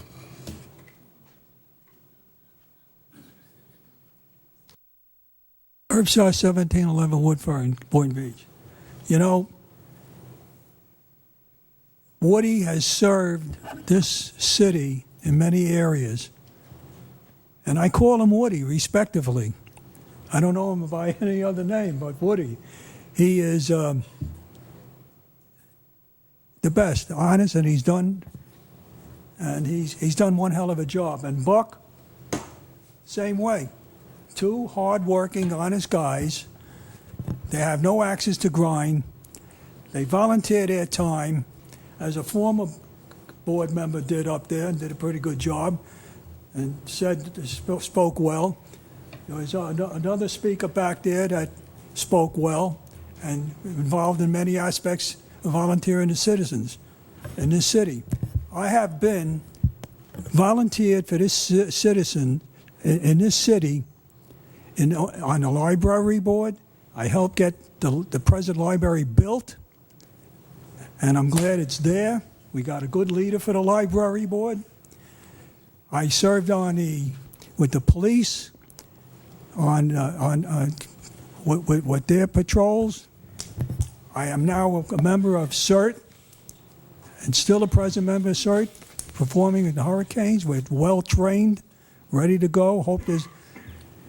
I've been previously on a golf board and chairman of the golf board, and now I'm back on the golf board as a rank and file member. There is no question that you're elected commissioners, but just listen to what the citizens, and there were many, many good speakers tonight, many good speakers. A lot of them volunteered in many areas. The two board members that are presently on this board, on the CRA board, are respected members of this community, and to put them off this board is a disrespect not only to Woodrow Hay or Woody and Buck Buchanan. It's a disgrace, but it's a disgrace, and I just don't like that idea. It's like you're shunning me and all the other citizens. You owe your commission vote that you got elected to serve the city. Serve the city.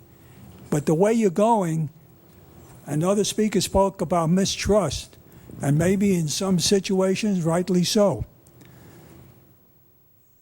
Tonight's meeting is going to get out to a lot of people in the newspapers or whatever, and failure to keep these two board members on, respected board members, who have done a hell of a job and will continue to do a hell of a job, is a disrespect to every citizen in the city, a disrespect to all of us that have come up here to talk, the former people that served on the board. And so search your conscience. Whatever you voted before, you can change that vote. You get the big bucks up there, earn the big bucks, and just keep Woody keep Buck Buchanan, and let the citizens produce, and let's get on with it. Thank you very much.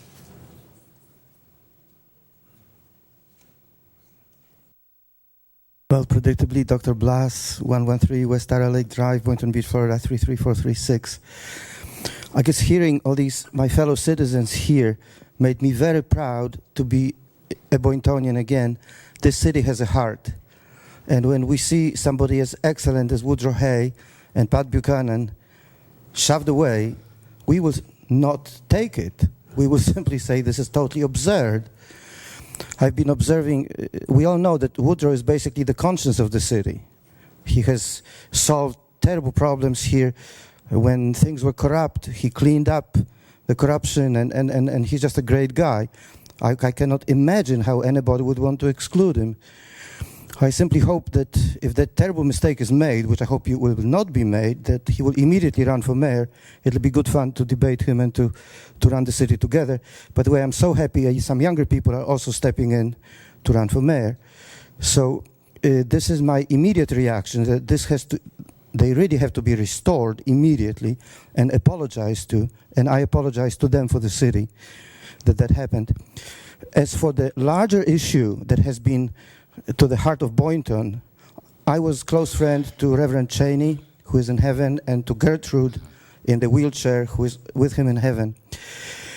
This has to be addressed. We've got a difficult area that needs to be improved, and say, I as mayor, we've got to fight to improve it. Now, I would actually extend the CRA board from the current membership of 7 to perhaps 11, including specifically people from the heart of Boynton. I mean, they've been patient long enough, and they've waited long enough for the trickle-down economics, which is coming nowhere. So I think I've been very, very clear. This needs to be reversed. If it's not reversed, Woodrow, we're going to be running for mayor.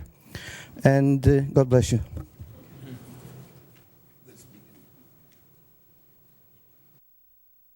Good evening, Jonathan Porges, President and CEO of the Greater Boynton Beach Chamber of Commerce. I have a message, prepared statement from our Board of Directors and our members. Dear Mayor Taylor, what an exciting time for Boynton Beach. With the continued redevelopment of the downtown and Federal High Corridor underway, there is no better time for the city, the CRA, and the Chamber of Commerce to market the opportunities available here in the city of Boynton Beach and the CRA district. As the voice of the business community, the Chamber of Commerce has and continues to feel a strong independent community redevelopment agency board would be the best face for the development community. While it is our hope to see the return of the independent CRA board in the not too distant future, we ask that while we work towards that goal, that the current hybrid board made up of elected commissioners and 2 appointed members remain in place to show continued stability to the development community while we work towards the goal of an independent board. We look forward to working together to make Boynton Beach a great city to live, work, and play, and one of the top destinations for shopping, dining in Palm Beach County. Thank you. I don't see anyone else, so I'm going to return. I think that's everybody got their input. Right. We'll get back to the commission now. Mr. McRae, did you want to? Yes, thank you. You know, I listened to what everybody said, and if I sit up here and don't say what's really need to be said at this time, I'm going to be a hypocrite, and I'm not a hypocrite. When I voted to put Woodrow Hay on the CRA board when we need a fill-in, when I got home, the people asked me, and my phone started ringing and said, what the hell were you thinking? I'm going to be honest with you all. I live on the west side of the tracks. I appreciate Inca. When we voted to take him off, my phone rang again and said that was the best thing that you all could have done. That's from the people of my color. I have to let it be known for the record, and however I vote, trust me, I listen to what everybody say. I represent a diverse of people, but this was what was told of me. I attend St. John Missionary Baptist Church. That was people that met me on Sunday morning and told me, don't do it again. That's what I need to state for the record. Thank you. Mr. Fitzpatrick, did you want to comment? Well, I guess we're not making a motion, but so I'll just talk anyway. 3 points. I like the 2 citizen board members. I see it as a way of getting some outside expertise, and it's a good training ground for civic participation. And every once in a while, you might get a good commission candidate out of it. Number 2 is if if they go away, there is a silver lining for me. It's no secret. I believe the heart of Boynton funding is CRA spending is skewed a little too much, that the policy seems to be buy land high and give it away. And occasionally some other commissioners have kind of seen my point. Commissioner McCray is the strongest proponent for Heart of Boynton projects. But right behind him have been the board members Hay and Buchanan. So if they're removed, this is going to move the bar closer to my fiscal responsibility kind of area. Number 3 is if it survives the hybrid system. I been thinking about it, and I do agree. There's with the sentiment that there should be term limits, and the selection process should be more transparent. That's it. Did you want to say something again? Yeah. Yeah, I'll get to you next. I've heard things tonight, more voices, more eyes, more participation. What I'm proposing tonight has all those components in it. I'm saying that we expand in an advisory capacity the CRA advisory board to either 5, 7, whatever that number may be, all having equal input. Let's take the politics out of it. And if you think that people who are seeking to get appointed is not political, then we got our heads in the sand, folks. It's political, believe me. You know, I heard Mr. Edwards say, wear your big boy pants. Well, I can tell you, sir, I have them on. I have them on every time I sit up here. So this is not an easy decision here. Now let's think about it. The 2 appointed board members. Since I've been here in the commission, there's only been 2 board members, and we cycle them in and cycle them back in. I brought forward, as the good doctor mentioned, his name. Commissioner Merker brought up a name. It went nowhere. So to say that you'd like to have different views, different sides, it doesn't happen, folks. You've got to ask yourself, why are the same people being appointed all the time? We up here, we don't have that luxury. We get, at best, 2 terms and we're out of here, whether we like it or not. We're cycled in and out of here all the time.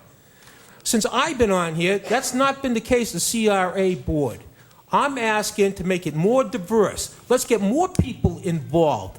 Let's take the politics out of it. And if people are really concerned about District 2, where the heart of the CRA district lies, then they will volunteer for that board. And they will put honest effort and input into decisions making. And we, as elected officials, will take that to heart. That I can assure you. So I stand by my original motion with the amendment that we add an advisory board, a number to be determined. Commissioner Merker. Am I allowed to laugh? Am I allowed to smile? Or should I be that serious? Because what I hear is not what was said. It's a contradiction. What I said earlier, I'll say again. I would like to see five independent citizens on the CRA board. I also think that we should have the mayor and a commissioner also on the board. It's an all-around board. But what I'm hearing tonight is a contradiction of words, and I'll hear it soon again by the next speaker. They created this situation tonight and did not have to. If it was a 2-2 vote at the last meeting, this would not be said. It would not be discussed. It would have been dead. And Woodrow Hay and Buck Buchanan would still be on the board. What was supposed to be on the agenda, was a discussion to have an independent board. So this rhetoric of terms, and that's what it is now trying to make the people who are here, and I'm proud you're here. These meetings should have more and more people here, just like you stood up and said. But the point being is what should be is that we have more independent people volunteering wanting to be, and keeping and helping, even if they're not on the board. Woodrow, I'm going to keep picking on you, okay? And it goes like this. He's been on the boards, he's been a mayor, he's been a commissioner. Some love you, some may hate you. But the bottom line, as far as his principles, his ethics, and who he is, there's nothing negative to say. To dismantle him and Buck Buchanan is a disgrace to this city. It's a disgrace that it was brought up as even an issue. The idea that it was a 2-2 vote. It should have been a 2-2 vote, and then this would not have been discussed. So the reversal of the mind and the soul and the heart of the people up here is a joke. This should never have been an issue, and that's why I asked it to be postponed, so we can go into details, do the research to get the right citizens on the board, and all of you people who want to be on it have the opportunity. And by the way, not just the CRA board, the other boards too. So I'm hoping tonight with the reversal, and I'm being optimistic, that we'll start all over again, and the people will realize you can't flip-flop. You have to tell the people the whole truth and nothing but the truth. Let me just comment on, first of all, I want to talk about citizen involvement, which I think is extremely important, as I'm 100% behind citizen involvement. I think, contrary to some of the things I brought up, that we do have citizen involvement. We have like 12 boards, at least 12 boards in this city, P&Z board, rec board, arts commission, education, youth advisory, the senior advisory board. I could go on, but and I currently have 8 openings with nobody. I have 8 openings on various boards throughout the city that nobody is applying for. I would love to have them on there. And I appreciate those boards because I listen to those meetings, I read their minutes, and I take it to heart what they're advising. That's advice to us on how to base decisions. And that's coming from the citizens out there. These people on these boards are you people that live out there, and you tell us what you think and what you think, how we ought to go about that. So it's very important to me. I just want to comment on the 3 boards. They brought some boards that were done away with. The Financial Advisory Board was done away with because we found it was a duplication of staff actions. The staff was already giving us the information that the Financial Advisory people, they worked hard. They did their homework, but we got the same input that we were getting from staff. So we found that was a duplication. The Cemetery Board, the cemetery was sold out. So they had nothing to act on. The cemetery is sold out. The code compliance, we did away with the code compliance too because we brought a magistrate in. It made it much more efficient for the city to operate in that manner. So it wasn't that we didn't want these people. We just found that those operations were no longer necessary, weren't as efficient as previously planned. I asked those people to please apply for some of the other boards that we have. I want them people there. I will say that as far as Woodrow Hay and Buck Buchanan, I don't have to say anything. I consider them my close friends. I think they did incredible work up here. Their input was fantastic. I don't worry about when you're sitting up here as a board member. We're all equal, and if discussion gets heated, that's good. We're sharing opinions. You may disagree or agree with each other. That's fine. The idea is to, when you do make your decision, base it on not on who's sitting here or personalities. What's the best for this community? That's what your decisions be based on. What's going to be best for this community? But we couldn't have picked people with more expertise than Mr. Hay and Mr. Buchanan. I thought they did outstanding work up here. The first thing that was brought up the other night, the first meeting, was the only thing that was brought up was to do away, to change the board to just the 5 elected things and do away with the 2 volunteers. Okay, tonight there's a different thing being put out. It's to keep the commission, the CRA board as the 5 commissioners, but to create a citizen board of 5 or 7, how many you want to come up with, and have them put the input into the CRA board, which these other boards do. And like I say, that's very valuable information to me. In fact, people came up tonight and spoke that I think probably would do well on on that citizen board for the CRA. We need that kind of input. You're out there. You know what's happening in the area. You live in those, and some of you live in the areas. And even if you don't particularly live in the CRA area, you have a lot of good. There's a lot of talent out there and a lot of backgrounds. You can give us a lot. The other thing that might do is I hear quotes, and I think the chamber talked about at some time having an independent board. I think a lot of the citizens out there I've heard from have said they would like the CRA board to be completely independent, all citizens rather than thing. And maybe that board we're talking about creating here would be a precursor to the independent board. Let them operate for a short time and let us see how they operate, and maybe we could just turn the whole thing over to them and let it be a totally citizen input. So I'm all for that citizen input. So I guess that's where I'm coming from on this tonight is I think the fact that as I said, it's a big decision. It's how we want to go, but we want to keep this city moving forward and developing. So if we would have the CRA board is there, but have all that citizen input, we can get more citizen. Right now we had the 2, which is great input, but what if we had 5 or 7 people giving us equal input? That might be even better in our decisions. So that's kind of where I'm at. I think we had a motion to do this. There never was a motion. Yes, he did. He did. He made in the last comment. He made a motion. And with that motion, I like the original motion was to eliminate the 2 board members and then form. I want to amend that to form a independent advisory board. A number to be determined at some point. The CRA. The CRA. I'm sorry. Is there a second? I'm going to second it. A motion and a second.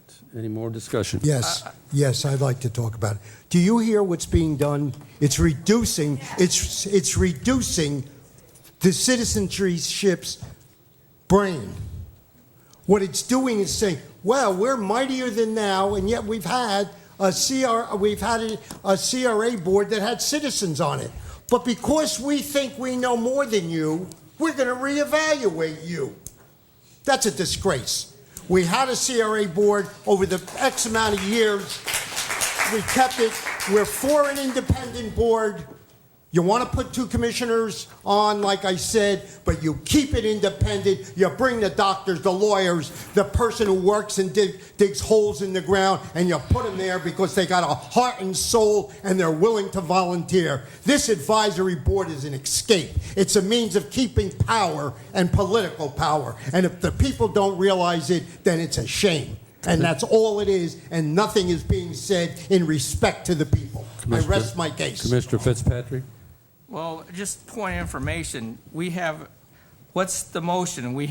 Is it have anything to do with this resolution that's before us? Yes. Because if it does, you need to line by line add that, somewhere in the whereas and that sort of thing. Just saying, oh, I want to add that on. Mr. Lawyer, cut. could you? Mr. Attorney, you can direct that. Well, it's really 2 separate motions. One would be related to the resolution that's on the agenda, which deals with the removal of the 2 appointees, so you're back to the 5-member commission.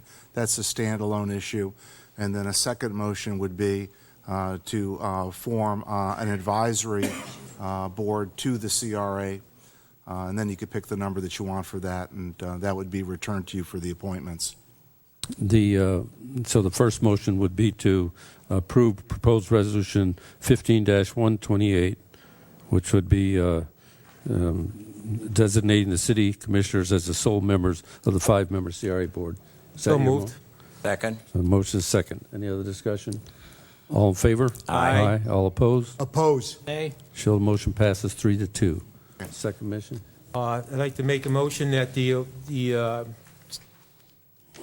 commission form an advisory board to direct the CRA, that number to be either 5 or 7 as an independent board. Second. As an advisory board, sorry. Second. Pick one of those numbers and then Let's go with 7. If somebody wants to amend it. Let's put 7. Okay. 7? More the Okay. merrier. Motion is 7. Are you Second agree? motion. Okay, I have a motion and as stated in a second. Any other discussion? All in favor? Aye. All opposed? Oppose. Again, it's a contradiction of what we had. It's weakening. It's weakening the citizenry of this, the volunteer citizenry Motion of this passes city. 4-1. Motion passes 4-1. Okay. Okay, yeah, I'm going here if I can find it. We left off here at Bids and Back purchases. to number 7. bids and purchases over 100,000. Item A, award the bid for a 2-year bid for diesel propane generator and bypass pump maintenance and repair service. Is there a motion? So moved. Second? Motion second. Any discussion? All in favor? Aye. All opposed? So the motion unanimous. Next item is first reading and public hearing. Approve MLK South future land use map amendment from local retail, commercial, and medium-density residential to mixed use.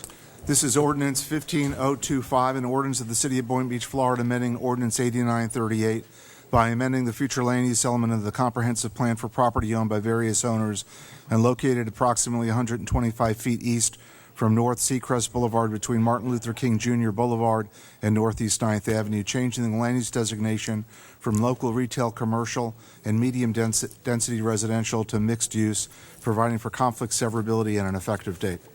This is ordinance number 15-025 on first reading. Is there a motion? So moved.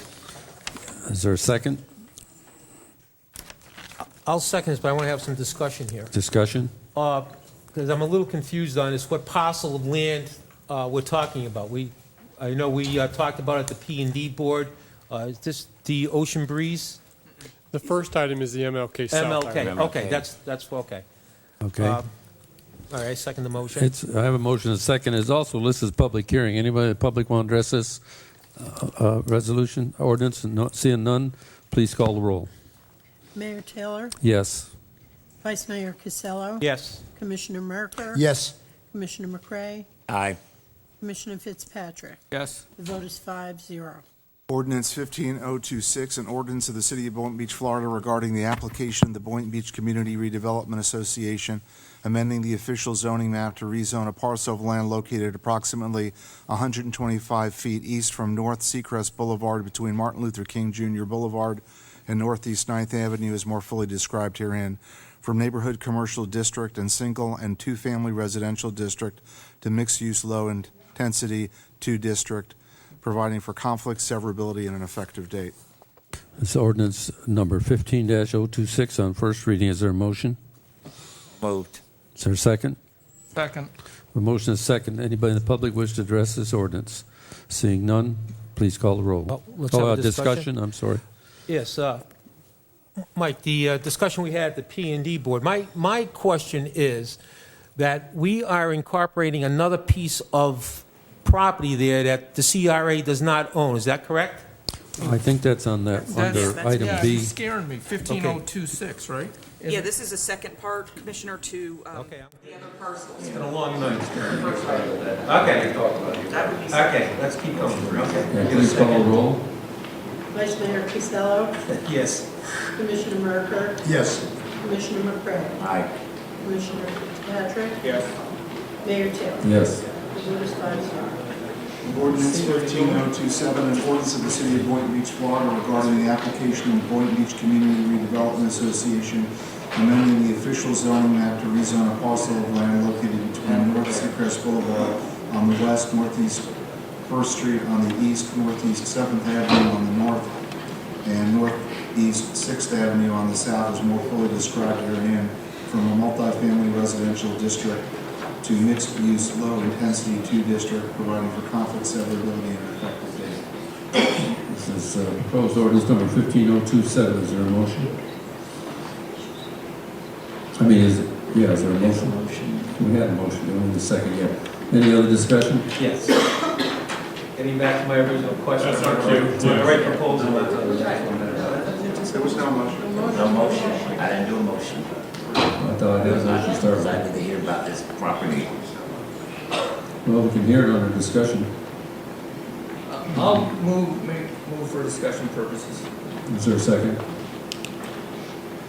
I'll second it, but Motion second discussion. I want to have a discussion on this. This is the property that we're alluding to. Okay, I'm on the right one. I apologize.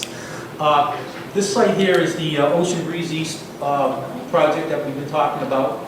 This is the one that's going up for the 9% tax credits, correct? Ms. Brooks will probably speak more specifically to the current Okay, development Ms. activity or Brooks, you assembly got this, process.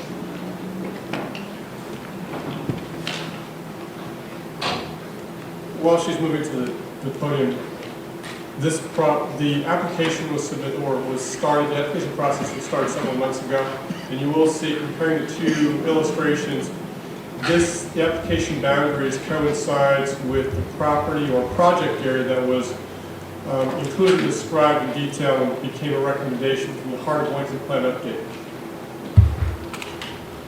Okay, this particular piece of property we're talking about, with the Ocean Breeze East project, we've been talking about the 9% tax credit.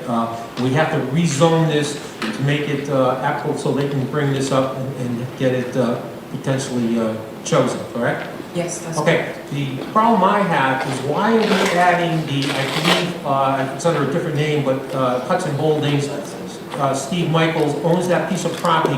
Why are we rezoning his piece of property? The point of the plan, the CRA plans, is to encourage redevelopment of property. And if Mr. Michaels or JMS Holdings desires to do something more with the property, it's there for him to do. Or in the event that Related is unable to obtain 9% tax credits, they have said they will come back and talk to us about 4%, and they may add that property in. At the P&D meeting, there was a representative from JMS who owns that property and said they are actually interested in selling it. Not to I was us. at that P&D meeting, I didn't hear her say that. She said it to Mike Simon, who was there. Oh, so it's kind of like a... Yeah. So it encourages redevelopment to know what the future holds. I understand that, and this all rezoning thing is fairly new, that when we're trying to assemble parcels, it behooves us to rezone an area to help that get shovel ready. But this piece of property here, now, if I remember correctly, Hudson Holdings, one of the companies that kind of shut the door on us in the beginning, left us holding the bag, if you will, for lack of a better word, on the same exact site, because he wanted to incorporate that piece of property that we're talking about now, and it was just too much money. We could never get to terms with him. So now, here we are. We don't need this piece of property to accomplish what we're trying to accomplish with this Ocean Breeze East project this time. We do not need this at this time. So why would we rezone it, give him 40 units per acre, which would make that property potentially more valuable? We'd have to agree with that, wouldn't we? Yes. If we increase the, right. So we're making a property more valuable, which we may have to go back and negotiate with to help develop. So why would we do that? And what I'm a little more upset about, this was never told to me until I went to the P&D meeting, and all the meetings I've had with you, Director, you've never mentioned incorporating this in the rezoning of that parcel of land. Am I correct in saying that? I don't know if you're correct in saying I never told you, but I can assure you I am correct. Well, we don't have to include that. We can Well, that's what approve it without it. that's my point. Yeah, we can approve without that piece. We can ask that that piece be kept out of this. Okay. I make a motion that we approve this with the elimination of that Hudson Holdings property. I don't think it's called on Hudson Holdings. There's another JMS property. Be that eliminated from this this motion. Is there a second to that? Did you say second? Second. Yeah. Any other discussion? Anybody in the public wish to address this? Brian Edwards, 629 Northeast 9th Avenue. This, to me, is a good example of why not. Because here's what I'm afraid is going to happen. First, I think it's visionary, and regardless of how it got here, and just from a District 2 perspective, this is the kind of stuff that just puts me in a spin too, but just the opposite reason of what the Vice Mayor is saying. Here's the issue.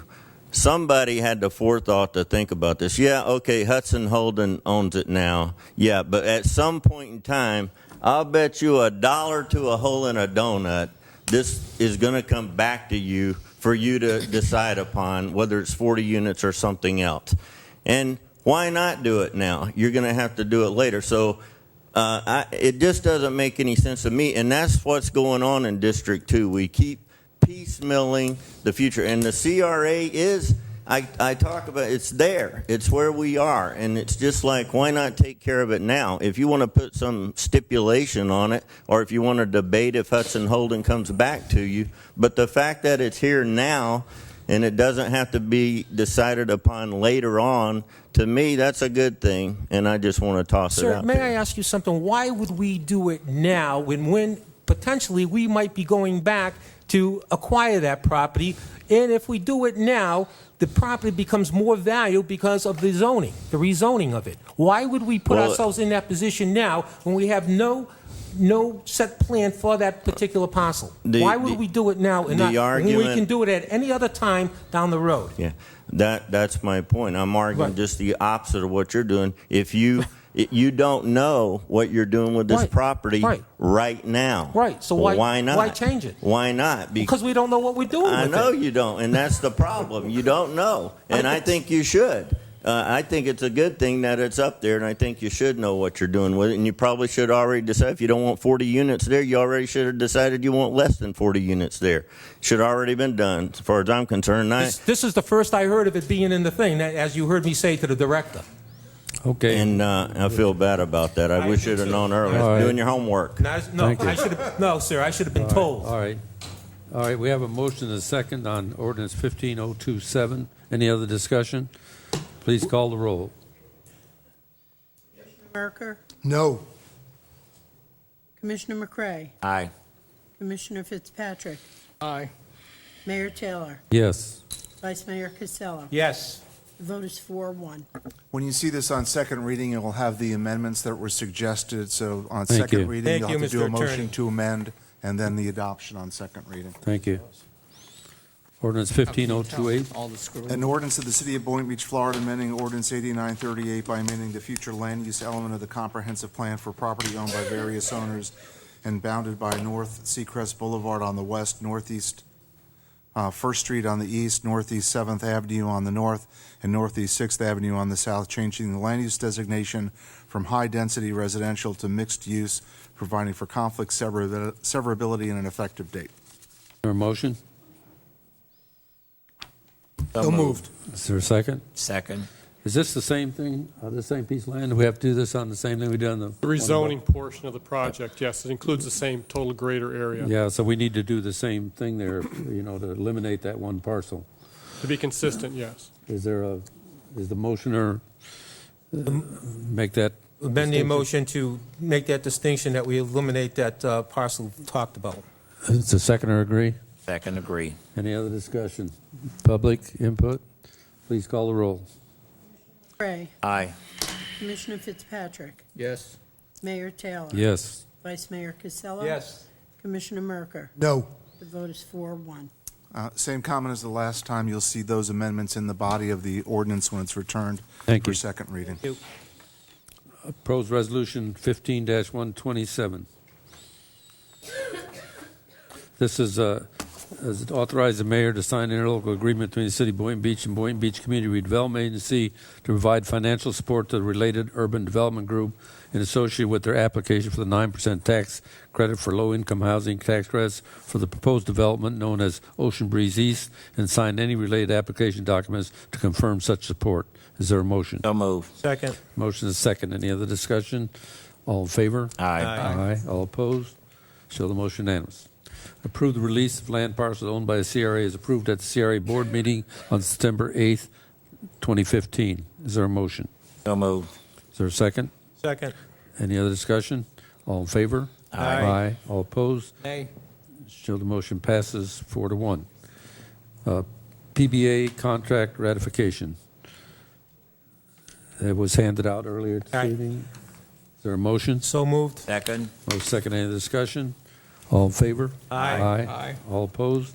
Show the motion unanimous. Global Tech contract utilities, $52,000. I think our utilities, so I think they have a Right. a problem that needs to be addressed. So moved. Wait, we need to, I want to hear. You the want to hear problem. about it? I need to hear about Here we it. go. He's gone. I know you were. Colin Groff, Utility Director. Did you just want me to tell you about it, or I had a question? Just tell us about it. Real quick, it's, as you know, we're in the middle of a $30 million project upgrading the East Water Plant. There's a huge tank. If you drive by and see the buildings, there's a very large tank under those buildings. It was inspected about 2 years ago. The current construction estimate was based on that inspection. Recently, the contractor, actually in the last 2 weeks, the contractor entered the tank, did their own inspection, came back with a different finding than we had previously. What we're asking is we're asking Global Tech, who has experience with these kind of tanks in Palm Beach County, doing these inspections and coming up with repairs. The tank's old. It needs to be repaired. To go back into the tank and give us their structural opinion of the tank and their opinion of the repair methods. It's somewhere between, if they come back with what they think they're going to come back with, based on their experience with the exact same tank in 2 other places in Palm Beach County, it's a savings of $1.2 to $1.4 million. So that's why we want to go ahead and get that done. The reason we're here, and I apologize for being late on there, time is of the essence because we're in construction and we can't afford to delay the project. So we had to kind of move it pretty quickly. And I apologize for that. I don't usually like to do that. But I have a question. What is it going to cost us for them to come in and do what they're supposed to do just to check it out? It's about aspect. $52,000 of that. About half of that is for the X-ray surveying. They're doing a bunch of X-ray surveying. There's a whole bunch of different non-destructive surveys that they can do with equipment, and they're bringing that equipment in and doing those surveys of the concrete and the steel. Okay, next question. Are you satisfied with this company?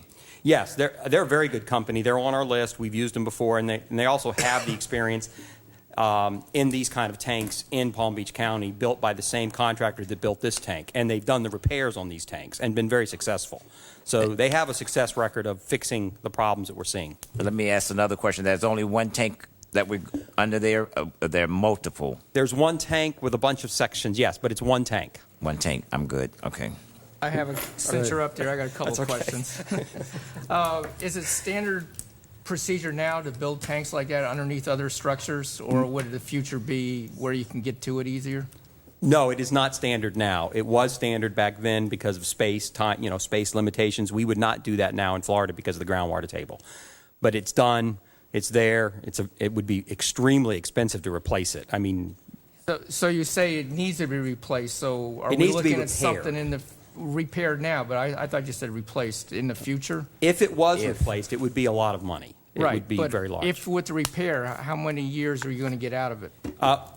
20 years minimum. We're hoping 30, 35. That's about the average lifespan. So yes, absolutely, but that's with everything we build. It's somewhere between a 30 and a 60-year life cycle. It's almost, yes, it's a good length of time for repair. Right. What's exactly wrong with it? Is the rebar rusting, spalding, or what? Yeah, it is. We sent some pictures out. I don't know if you saw it with a report a week ago. I sent a couple of pictures, and basically that's what it is. It's an old tank, and the concrete is spalling and cracking. The Newsletter? steel is showing. Was it in your newsletter? It was in the newsletter. Okay. Yeah, So there were some add on pictures to- attached Yeah, it's if you saw them. Everything in there is rusted. It's terrible condition. It's in pretty bad condition, but I will be honest with you, it's probably one of the better conditions of a tank that's 60 years old that I've seen. I've seen a lot worse that has been fixed. It's just what happened was the contractor we have used their structural inspectors who aren't experienced with these kind of tanks and came back with a very high number. They want to spend that money. We're going to get a second opinion because we just don't agree with them, but to challenge an engineer, as you know, you have to have another engineer to do it. So that's what we're doing. Thank you. I do have a motion and a second. All in favor? Aye. Aye. All opposed? So the motion is unanimous. Ordinance 15023. An ordinance of the City of Boynton Beach, Florida, amending the Land Development Regulations, Chapter 1, General Administration, Article 6, Concurrency Management, Section 1E, Long Range Capacity Planning, Chapter 2, Land Development Process, Article 2, Section 2B, Section 2D, and Section 2F, Chapter 3, Zoning, Article 3, Section 5, Mixed Use, Urban Districts, providing for conflict, severability, codification, and an effective date. Proposed ordinance 15023 on second reading and public hearing. Anybody in the public wish to address this ordinance? Seeing none, I return to the commission for a motion. So move. Is there a second? Second. Please call the roll. Any discussion? Please call the roll. Yes. Vice Mayor Casella. Yes. Commissioner Merker. Yes. Commissioner McCray. Yes. The vote is 5-0. Ordinance 15024, and after I read this title, I need to ask you to table this ordinance for the next commission meeting. There are two collateral documents, an interlocal agreement and a land swap agreement that didn't make it in time. The language was not agreed to in time to make this agenda. The reason we're doing it that way is so that we don't have to re-advertise it at a cost to the interested parties. Ordinance 15024, an ordinance of the City of Boynton Beach, Florida, amending Ordinance 06073, which created the Boynton Village Community Development District, revising the boundaries of the Boynton Village Community Development District to expand the district boundaries by approximately 4.995 acres, providing for conflict, severability, codification, and an effective date. Is there a motion, Motion to table until October the 20th. Is there a second? Second. Motion is a second. All in favor? Aye. So the motion is unanimous. I believe that completes the business for tonight, unless anybody has anything else. We stand adjourned.